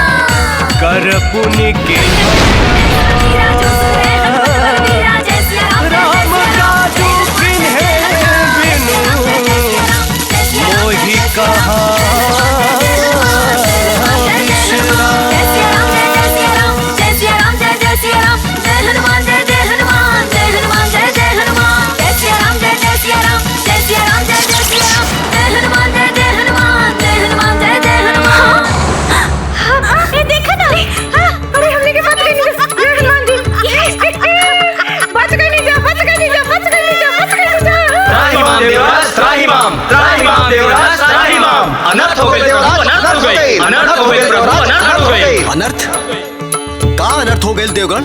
कदाचित जौन संभव ना रहे वो संभव हो गए देवराज। अर्थात वो दोनों साधारण मानव नहीं थे प्रभु। ये कैसे प्रतीत भइल? हमनी के शक्ति के प्रभाव भी वो सब पे असफल हो गई। कहीं ओकनी के लगे असुरी शक्ति तो नहीं थे। नारायण नारायण। प्रणाम देवर्षि। देवराज इंद्र, अत्यधिक चिंता के की आवश्यकता नहीं के। वो लोग भी साधारण मनुष्य है और स्वयं पवन पुत्र हनुमान उनका रक्षा करता ने। हनुमान? हाँ, भ्रमण करत हम स्वयं अपनी आंख से दिखले रहनी। लेकिन वीर हनुमान हमने के साथे ऐसा काहे कहले देवर्षि? अब एकर उत्तर तो स्वयं हनुमान जी ही दे सके ने। महावीर हनुमान के हमार बुलावा भेजल जाओ और हाँ, वो तीनों मानव के हमरे समक्ष उपस्थित किया जाओ। जय श्री राम।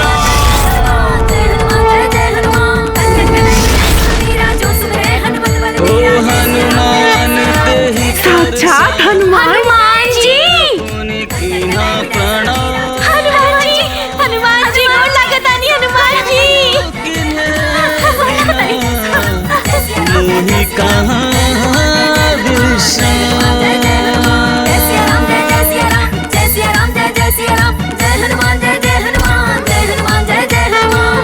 सब देवगण के श्री राम भक्त हनुमान के प्रणाम।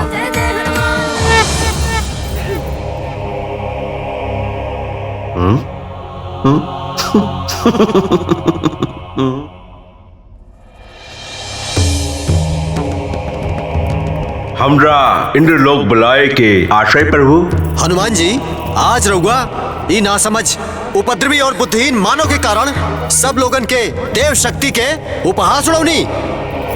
अरे जवान उत्पाती मानव स्वर्ग लोक के शांति के अशांति में बदल देहलस, ओकरी के रक्षा करता नहीं। नहीं भगवान जी। जौन धूर्त मानव मिथ्या पे मिथ्या बोल ली सा, ओहनी के रक्षा कहीं नहीं। जौन उदंड मानव हमनी देवगण के मूर्ख समझे के भूल कैली, ओखनी के रक्षा कहीं नहीं। जौन भ्रष्ट बुद्धि स्वर्ग लोक में उपद्रव मचैली सन, ओकनी के रक्षा कहीं नहीं। जौन कर्महीन मानव स्वर्ग लोक के नर्क लोक में बदले के कोशिश कैलक, ओकनी के रक्षा कहीं नहीं। हनुमान जी, ये तीनों उपद्रवी हमार गदा हमार यमफास के स्पर्श करके उपद्रव मचौली। रहुआ ओकर रक्षा करता नहीं। मनुष्य होके स्वर्ग लोक में अप्सरा के अपमान करनी सर। अरे ऐसा दुष्ट आत्मा के तो रहुआ के दंडित करे के चाहिए। दंडित करे के चाहिए, दंडित करे के चाहिए। बोला ना कुछ, बोला ना। अरे नहीं हनुमान जी। अच्छा जी, अब हम पूछनी है। रउआ सबे पार्टी बना के हमनी के खिलाफ हमारे हनुमान जी के भड़कावत बानी जा। हाँ, ए इंद्रदेव जी, वाह वाह, बहुत बढ़िया। हाँ, ए इंद्र भगवान, रउआ हमनी के गलती तो हनुमान जी के बता दिले, बाकी आपन गलती भी बताई लोग। सुन ली हनुमान जी, के सच बा के गलत बा। हाँ, कबो हवा फेंकता लोग, कबो पानी फेंकता लोग, कबो आग फेंकता लोग। रउआ बताई ई कोनो बात भइल? एकदम सही बोलू हैं? ये सबे मिल के हमनी के मुआवे के कोशिश कर पालन त कौनो बात नहीं खे। हमनी के अपने हनुमान जी से मदद मांग लेनी त रउआ सबे में खलबली काहे मच गइल जी? ए यमराज जी, अरे आपके यमलोक से निमन था हमार नैहर है। जब हम नैहर जानी ना तैसे फटाक से चाय बन के आ जाला। बाकी रहुआ यही जो चिल्लात रह गई नी और केहू एक लोटा पानी ना पूछल। आज हमने के तीनों साथ में तो मिल के ना रउआ सबे के कौन पोल पट्टी आज अपने हनुमान जी के सामने खोलत सन। आवा सन, चलो सन। हाँ, हे हनुमान जी, हमनी के जवन कहे सन तवन सच कहे सन, सच के सिवा कुछ ना कहे सन। हम बतानी, एजा बैठल बाड़े ना वरुण देव हमरा ऊपर पानी फेंक ले। हाँ हनुमान जी, और सुनी, हाय वायु देव जी और पिताजी होके हमने के ऊपर हवा फेंक ले। रउए बताई। हाँ, और हाय जन छुड़िया लेके बैठल बाड़े अग्नि देव। आज इन्हों कम नहीं खा। अरे हमनी के ऊपर आग बरसात रहे। हाँ, वो देखी जे कोने में खड़ा बाड़े चित्रगुप्त जी, हमने के रास्ता बट के भागत काहे बानी जी? गलती कइले बाड़े, इसे भागत है ना। हाँ, काहे भागत नहीं? अरे भाई सूरज देव ना हमनी के ऊपर गर्मी बरसौले। और ये चंद्र देव हमरा के जान लगावत रहलन। हाँ हनुमान जी, ई सब जना लोग मिलके हमनी के खिलाफ षड्यंत्र करत रहलन प्रभु। नारायण नारायण। हे देवियों, आप सब लोग मिलके देवतागण के साथ ऐसा व्यवहार करता नहीं। बिल्कुल शोभा नहीं खे देते रहुआ सबके ना ना ना। अच्छा जी, वाह वाह वाह वाह वाह वाह। और रउआ हेने के बाद होने लगा के झगड़ा करावल ई शोभा देला का? हाँ हाँ, बोली बोली बोलत का नहीं खा। अरे बोली, मुहुआ में दही जमल बा। हनुमान जी, रउआ ये धूर्त कपटी चालबाजी लोगन के बात ना सुनी। अरे ऐसे कैसे ना सुनिए जी? अरे हम 7 गो मंगल के भारा भखले बानी। पूछ ली हनुमान जी से, बता दी हनुमान जी ता। और हम 11 किलो लड्डू चढ़ावे के भारा भखले हई, इहो पूछ ली। और रउआ लोग का कइले बानी तनी बताई तो। नारायण नारायण। प्रभु, आज से पहले स्वर्ग लोक में देवता और दानों के बीच में युद्ध होत रहला, और अब मानव और देवता लोग के बीच में युद्ध हो रहल बा। ये दृश्य तो कल्पना से परे बा प्रभु। नारायण नारायण। युद्ध करावे में कहीं न कहीं वीर बजरंग बली के भी बहुत बड़ा हाथ बा। हे समस्त देवतागण, हमके क्षमा करी, बाकी हम तो अपना प्रभु श्री राम के वचन से बंधल बानी। हाँ ए हनुमान जी, अरे इहे बतिया ता इहा सभे के नइखे बुझात है हनुमान जी। अगर अपना संकट में कोनो भी भक्त हमरा के पुकारी तो हम अवश्य ओकर सहायता करब। हाँ, काहे ना करम, रउआ करही के पड़ी। तबे नु हनुमान चालीसा में लिखल बा कि संकट कटे मिटे सब पीरा, जो सुमिरे हनुमत बलबीरा। हनुमान जी, ये तीनों जाने देवलोक खातिर संकट बन गइल बा। अरे ना ना ना ना ना ना ना, ए प्रभु ना ना ना ना ना ना, ई बात सच नहीं के। असल बात तो ई बा कि चित्रगुप्त जी से गलती भइल बा। अब ओकनी की गलती के सजा हमनी के काहे मिली? काहे मिली है बात के फैसला हो जाओ तो सारा झगड़ा झंझट खत्म। हाँ। हे देवतागण, ई मानव लोग के भी तो कथन सत्य ही बा। बोली बोली, हाँ हाँ बोली बोली बोली बोली। हे देवतागण, हमके क्षमा करी, अब हम कोनो सहायता नहीं कर सकत। अरे हनुमान जी इधर के हाला गुला में ना रउआ से एगो बात बतावल भुलाइए गल रहनी है। कौन बात देवी? वो कहा ना कि हमने के यहाँ ना राम मंदिर बन गइल बा। हाँ हनुमान जी, बाप रे बाप, ए बड़का बनल है, ए बड़का। अरे हनुमान जी, अरे हमनियों के दर्शन करे घर नहीं जा। अरे रहुओ तो होइजे हुकम न जी। जय श्री राम।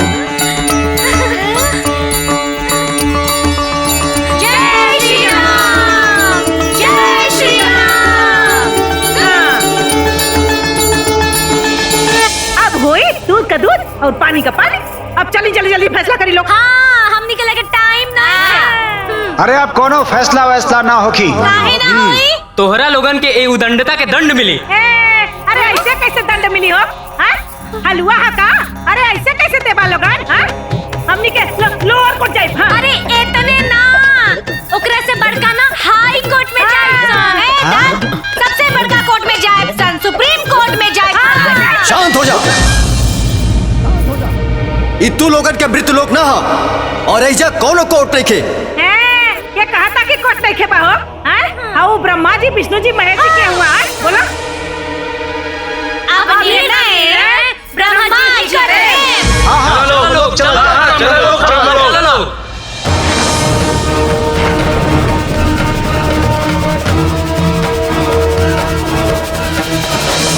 ओम ब्रह्मणे नमः। ओम ब्रह्मणे। धीरे धीरे चल रहे। पिछोड़ पिछोड़ आग खा जाती। ब्रह्मदेव दर्शन दी, दर्शन दी, ब्रह्मदेव दर्शन दी, दर्शन दी, ब्रह्मदेव दर्शन दी।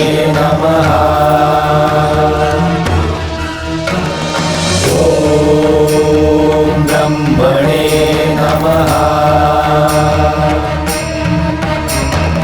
ओम नमो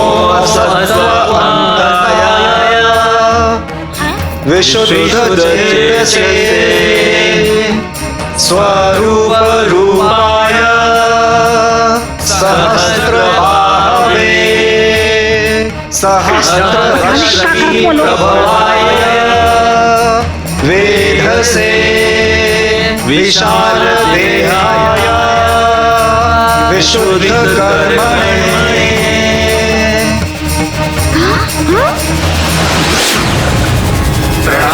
महादेव।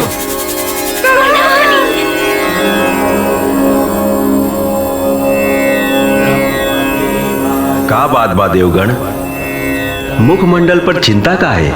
हे परमपिता, ये तीनों मानव आत्मा स्वर्ग लोक में आकर के एक मिनट पहले रउआ लोग ही बताई कि रउआ लोग ब्रह्मा जी से का कनिया हमने क्या कुछ समझ में ना आयल। हाँ तुका तुका बोल के ब्रह्मा जी के अपन पार्टी में ले ले लोग तो सारा काम गड़बड़ा जाए ना। हाँ यही से पहले रउआ लोग ये बताई कि ब्रह्मा जी से का बोलनी है तब बात आगे बढ़ी। हाँ। नारायण नारायण, अरे हमनी के ब्रह्मदेव की स्तुति कहनी है जमानो। हाँ तो हमनियों के पहले स्तुति करल जाए। हाँ तब बात शुरू हुई। हाँ। हे ब्रह्मदेव, हमनी से जवन गलती सही होई ओकरा के माफ करी और हमनी के साथ इंसाफ करी। प्रभु, चित्रगुप्त जी से त्रुटि भइल बा। अरे ना आपन बाद में कहीं, पहले तो हमनी के शिकायत दर्ज करवाई सन। हाँ का कष्ट बा मानव? हाँ अब रउए बताएं ब्रह्मा जी, धरती पर से इंसान परेशान होखबे करेला तो का स्वर्ग लोक में भी परेशान होखी? हाँ जौना स्वर्ग लोक में भगवान लोग रहेला वो इंसान पर अन्याय होता। हाँ देव और मानव के बीच में ये आपसी द्वंद्व के बारे में हमरा के विस्तार से बताई। हे प्रभु, ये तीनों दानव प्रवृत्ति वाला मानव स्वर्ग लोक के गरिमा के रौंद के देवगढ़ के खिलौना बना देने वालों। प्रभु, ये तीनों दंड के हकदार है। ना ना ना ना ना ना, ऐसे ना चली। केस बाकुत अब बहस होता कुछ। हे देवता, रउआ हमनिए के बात सुनी और हमनी के बात पर भरोसा करी। हम बतानी हम पहले हमने तीनों के स्वर्ग लोक बुलावल गई और अब स्वर्ग लोक से नर्क लोक भगावल जाता। हाँ, अब रउए बताई ये अन्याय है कि ना?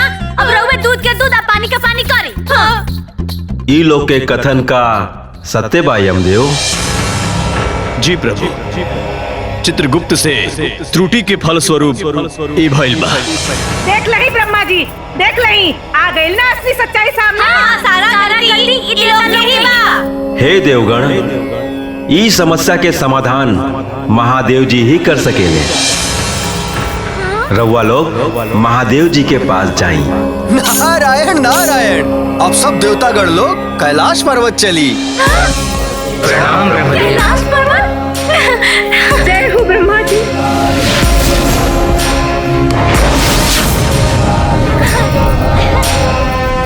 चल गए ले। चली भगवान जी। अरे भगवान जी कहाँ गए? सब लोग कहाँ बटे? अरे अरे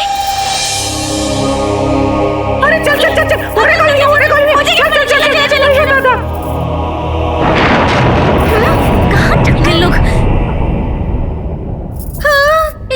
अरे यहाँ के तो देवता लोग हमने से बिना बतौले पुर हो गई। आए हो दादा, आप क्या हुई?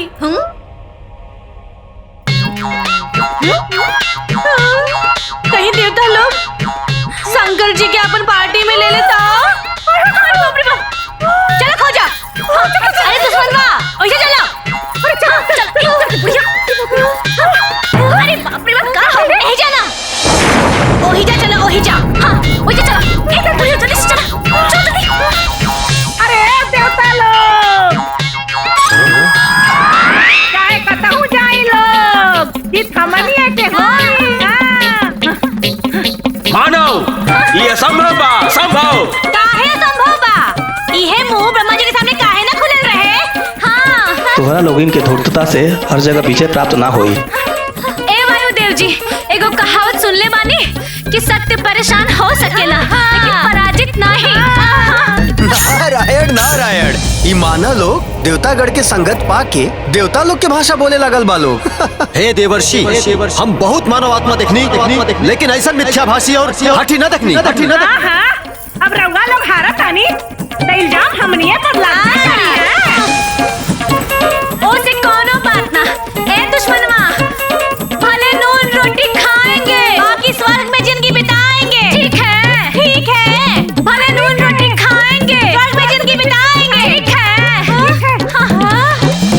कैलाश पर्वत। महादेव जी। महादेव जी। महादेव।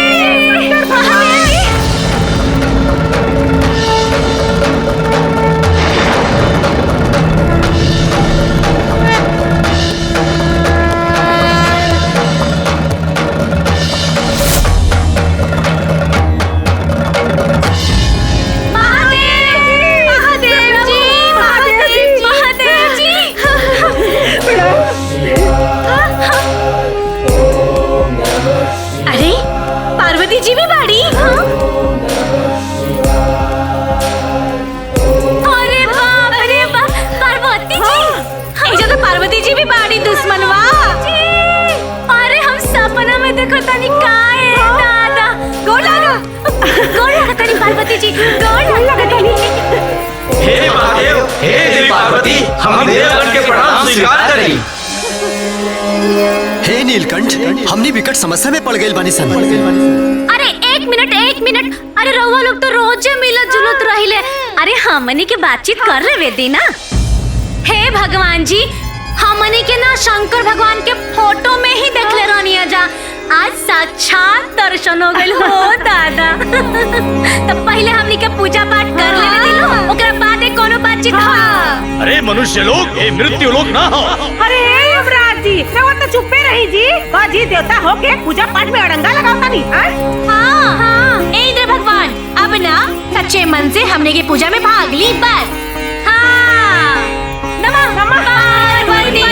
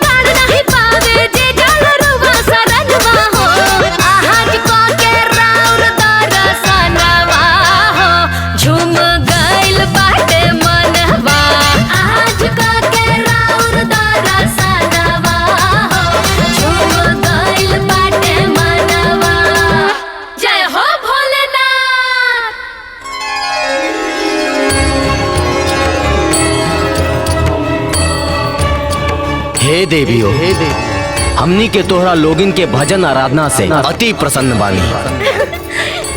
बोला बोला बोला, का चाहे तोहरा लोगन के? ऐसा मत करी, ना तो बहुत बड़ा अनर्थ हो जाए महादेव। काहे देवराज इंद्र? देवी पार्वती माँ, ये तीनों मानव पहले से ही यम लोक से लेके देवलोक तक उदंड मचा के रख ले बड़े।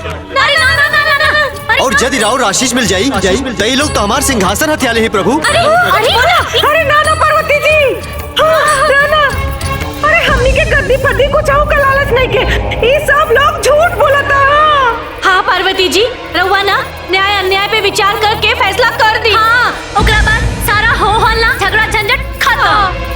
आखिर का निर्णय करेके बा? हे शंकर भगवान, जान जाए जे पहले ये लोग हमने के स्वर्ग लोक ले आई। और फिर कहा था कि चित्रगुप्त जी से गलती हो गई, अब नर्क लोग जा। हाँ, रउए बताई चित्रगुप्त जी गलती कइले और सजा हमनी के काहे मिली? हे शिव शंभू, ई लोगन के तर्कहीन बात और दुष्टता से हमनी परेशान हो गइल बानी सन। इंद्रदेव नारी के सम्मान करी। सम्मान? ए दादा, सम्मान उम्मान ना। ई लोग हमनी के बहुत दुख देले बाड़े। ए मोटा मोटा पेड़ी हमनी के हाथ में लगोले बाड़े। अरे पार्वती जी, अरे जान जाए जे जब इतनियों से मन ना भरल तो ये सब लोग मिल के हमनी के आग से, पानी से, हवा से, बयार से सतावल लोग हैं। ई लोग हमनी के भक्त हैं। देव अपना भक्त साथे ई देवता लोगन के ऐसन व्यवहार सुन के हमके बहुत तकलीफ भइल नाथ। हाँ ए पार्वती जी, अरे एगो रहुए बानी जौन इतना बड़का स्वर्ग लोक में हमनी के दर्द बुझले बानी, बाकी सब लोग तो दुश्मने बा। पार्वती जी जय हो, महादेव की जय हो। गलत करे वाला के दंड मिले के चाहिए महादेव, चाहे वो देव होखे या मानव। ई का हो रहल बा प्रभु? देवी पार्वती के समझाई और हमनी के मदद करी महादेव, मदद करी हमनी के। यदि रउआ अपन भक्त लोग के मदद नहीं कर सकत तो ई देवता लोग के भी मदद नहीं कर सकत, अन्यथा हम रुष्ट होके ई कैलाश के छोड़ के चल जाए। हे देवगण, हम देवी पार्वती के नहीं रुष्ट कर सकत। रउआ लोग भगवान विष्णु के पास जाए। जो आज्ञा महादेव।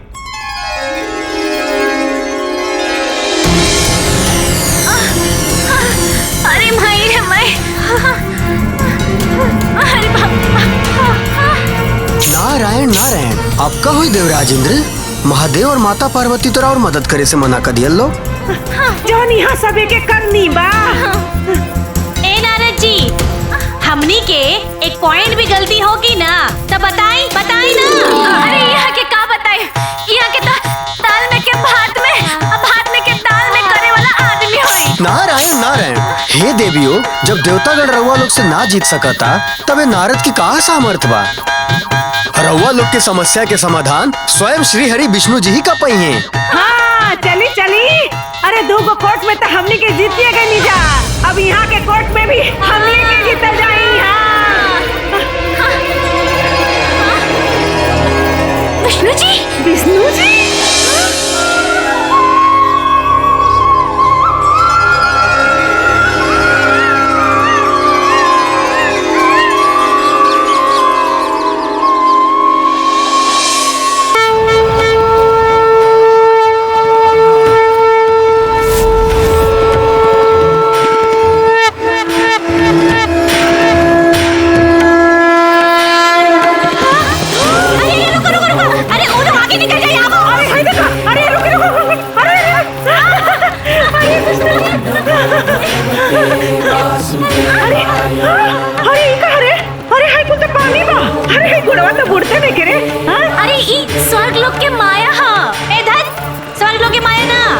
विष्णु भगवान की माया है।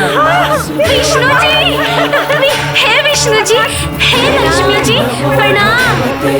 हे विष्णु जी, हे तीनों लोकों के स्वामी, हे अंतर्यामी, हे पालन करता, हमने के सास पतों के न्याय दिलाई प्रभु। ए लक्ष्मी बहन, तू तो हमार बहन जैसन हो ना, काहे कि हमनियों के भी तो लक्ष्मी ननु कहाई। हे लक्ष्मी दीदी, इस सब देवता लोग मिल के ना हमनी के यहाँ से वहाँ से यहाँ परेशान कर देले बा लोग। हाँ ए लक्ष्मी जी। अरे रो बड़ बानी ना, वहाँ के छोट बानी, वहाँ के हमनी के उम्र के बानी। बेटी बोली बोली यहाँ कहेंगी बोल। हाँ ए लक्ष्मी बिटिया, अरे जान जाए जे दोनों गोड़ बथता अठौना में अलगे दर्द उठल बा, रउआ के तो सब मालूम बा, हमनी के साथे न्याय करा दी। इंद्रदेव, हमरा बहन लोग के साथ ये अन्याय काहे हो रहल बा? ए इंद्र भगवान, जवाब दी ना, अब राउर बढ़िया से इलाज होई। ये छली कपटी मानो लोग के बात ना मानी लक्ष्मी देवी। काहे ना मानी? अरे बहन के दुख बहिने न बूझी। हे देवतागण, का रउआ लोग इस सब नहीं जानत कि समस्त सृष्टि पर नारी हमरे अंश है। हाँ, बस ये बतिया तो इ लोग के बुझात नहीं खे। देवी लक्ष्मी देवगण के भी व्यथा सुनी। अरे विष्णु जी, सब भगवान जी लोग देवता लोग के ही सुना, तो हमनी सबके के सुनी जी। पालन करता ये मानव लोग आपन अधिकार क्षेत्र के उल्लंघन कैले बा। नारायण नारायण, सब देवतागण अगर यही लोग के समस्या के समाधान में लागल रही तो सृष्टि के संचालन कैसे हुई? प्रभु अतिशीघ्र ये समस्या के समाधान करी। इतना बड़का स्वर्ग लोक में का हमरा बहन खातिर कोनो स्थान नहीं खे देवराजेंद्र। इस संभव नहीं खे देवी लक्ष्मी। तो रउआ इ लोग खातिर नया स्वर्ग के निर्माण करी प्रभु। हाँ, बढ़िया बढ़िया रही। हाँ। ये असंभव बा देवी। हम अपना बहन लोग के साथे ये अन्याय नहीं देख सकत प्रभु। सृष्टि के क्रियाकलाप में राउर हस्तक्षेप उचित नहीं खे देवी लक्ष्मी। ये कवन बात है विष्णु भगवान? हमार बहन के साथे ऐसन बात ना करे के चाहिए। रउआ देवगन के बात सुनब कि हमार बात सुनब स्वामी? राउर आवेश उचित नहीं खे देवी। रउआ में हट शोभा नहीं खे देत। सृष्टि के संतुलन खातिर जौन हमरा उचित लगी तोने हम करब। रउआ अपन भावना पर नियंत्रण रखी।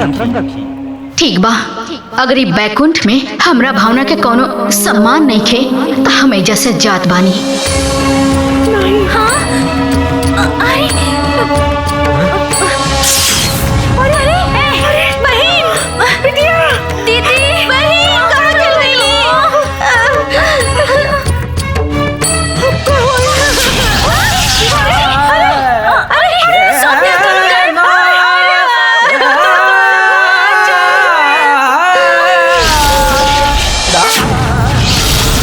हे परमपिता परमेश्वर, हे पालनहार, हम तो बड़ा दुविधा भी पड़ गए बानी। काहे देवराजेंद्र? ई मानव के चलते देवी लक्ष्मी रुष्ट होके बैकुंठ छोड़ के चल गई नी। नारायण नारायण, देवराज राउर चिंता व्यर्थ बाटे। देवी लक्ष्मी कभी भी श्रीमन नारायण के छोड़ के जा ही नहीं सकेली। हे तीनों लोक के स्वामी श्री सच्चिदानंद भगवान हरि विष्णु, इस सास बहुरूपी कंकट से हमने देवलोक के मुक्ति दिलाई। इस स्वर्ग लोक के बचाई प्रभु। हाँ हाँ प्रभु, बचाई स्वर्ग लोक के बचाई प्रभु। देवराजेंद्र, यमदेव और समस्त देवतागण रउआ सभे के ये तीनों सास बहू के नरक भेजे के विचार त्यागे के पड़ी। पालन करता फिर एक समाधान का बा। ई मानव के इनकर माया जाल में उलझा दी लोग और ई लोग के वापस मृत्यु लोक भेज दी। बाकी कैसे संभव है प्रभु? एक बार मृत्यु के बाद पुनः वो आत्मा वो शरीर में कैसे प्रवेश करी? ई तो नियम के विपरीत बा। जब हमार सहमति बा तो राउर चिंता व्यर्थ बा चित्रगुप्त जी। जवन आज्ञा प्रभु। हे महामाया प्रकट होखी। प्रणाम श्री हरि। प्रणाम देवगण। का आज्ञा बा प्रभु? हे महामाया, इस सास बहू के ऊपर अपन माया फैलाई, ओकनी के परिवार के विलाप सुनाई, ताकि ये स्वर्ग के इस सास बहू के उत्पात से मुक्ति मिल सके। जौन आज्ञा प्रभु। ये वरुण देव जी कहाँ चल गए? इंद्र भगवान कहाँ है रउआ? वायुदेव जी, विष्णु देव चल गए लोग। ए वायुदेव जी, अरे क्यों लौकते नहीं थे?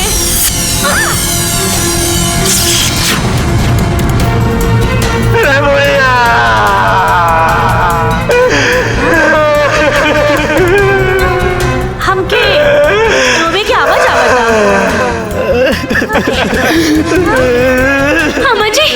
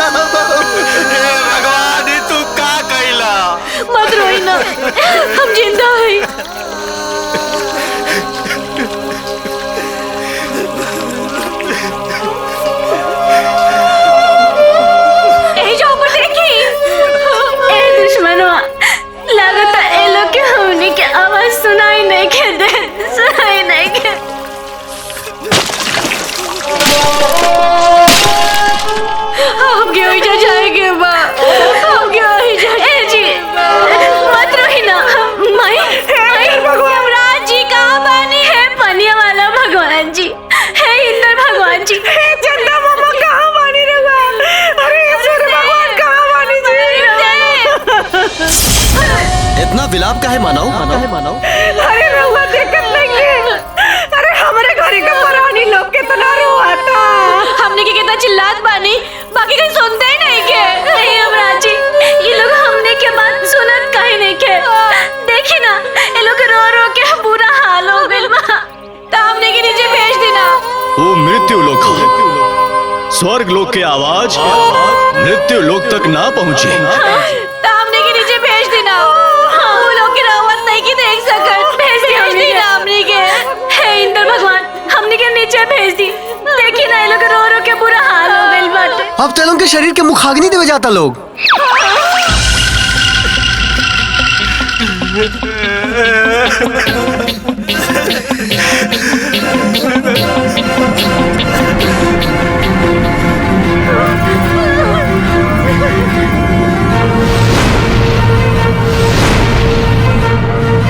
और एक बार अगर मुखाग्नि दिया गई ना, तो दोबारा वो शरीर में प्रवेश कइला संभव बा। रउआ लोग के चिंता कौन बात बाटे? रउआ लोग के तो स्वर्ग लोक में रह बना।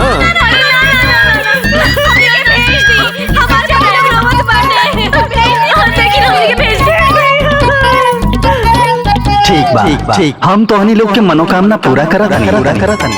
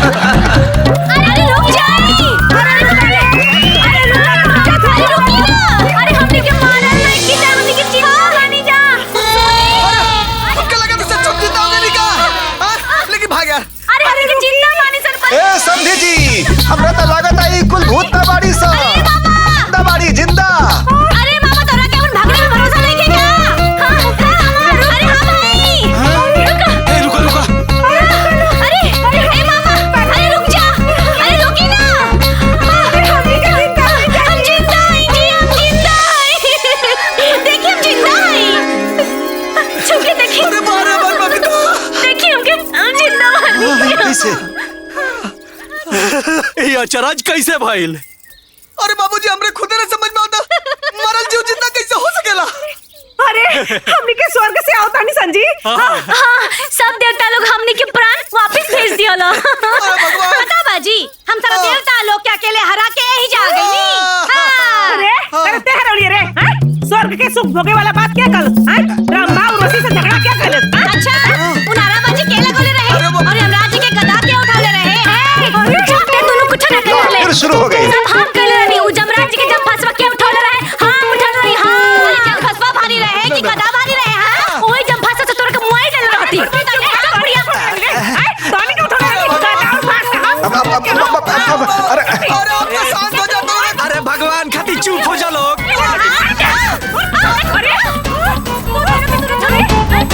अरे देखी का कहते कि हम कन्या हम कुछ ना कन्या। हे देवराज, इस सास बहू तो फिर से झगड़ा करे लगली। हमरा तो यही समझ में नहीं क्या आवत कि पृथ्वी लोग पर लोग के द्वंद के सुलझावत हुई। जब हमनी के देवता होके इस झगड़ा के बर्दाश्त ना कर पानी, तो मनुष्य सब कैसे बर्दाश्त करत होके? एक पीछे के रहस्य का बा प्रभु? दोनों ग्रही प्रभाव के दोस्त ना? कहीं ऐसा तो नहीं ना कि सास बहू के रिश्ता में कोनो ग्रहण दोष लग गए? देवतागण, जिससे सुख दुख एगो सिक्का के दुगो पहलू होखेला, वही तरह इस सास बहू के रिश्ता भी एगो सिक्का के दुगो पहलू है और ओकरा में खनक तो होखबे करी। झूठी लोग, ये दोनों के दोनों झूठ बोलता है सर लोग से, लेकिन इनके कुछ ना करे हम। आज के हम ना छोड़ा, आज हम कह देते रहो से, आज के हम मुआ दे, हम आज ना छोड़। उठा के ना दिया, फेंक दे, नहीं चढ़, फेंक लिया, फेंक लिया।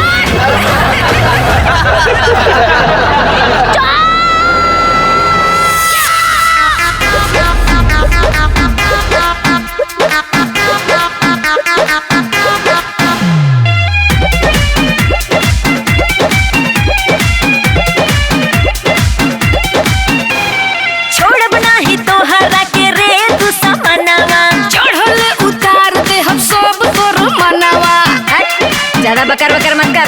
ए चुप। अरे छोड़ बना ही तो हरा के रे तू समनवा, चढ़ल उतार दे हम सब तोर मनवा।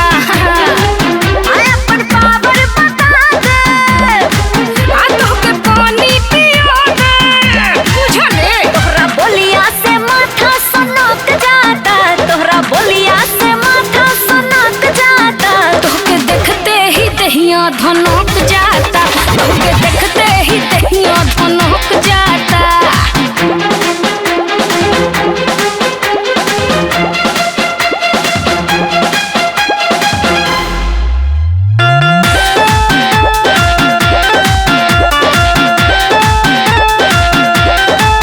हमरा आगे VIP बनाना तू, सुना हमरा कपार पर चढ़ न तू।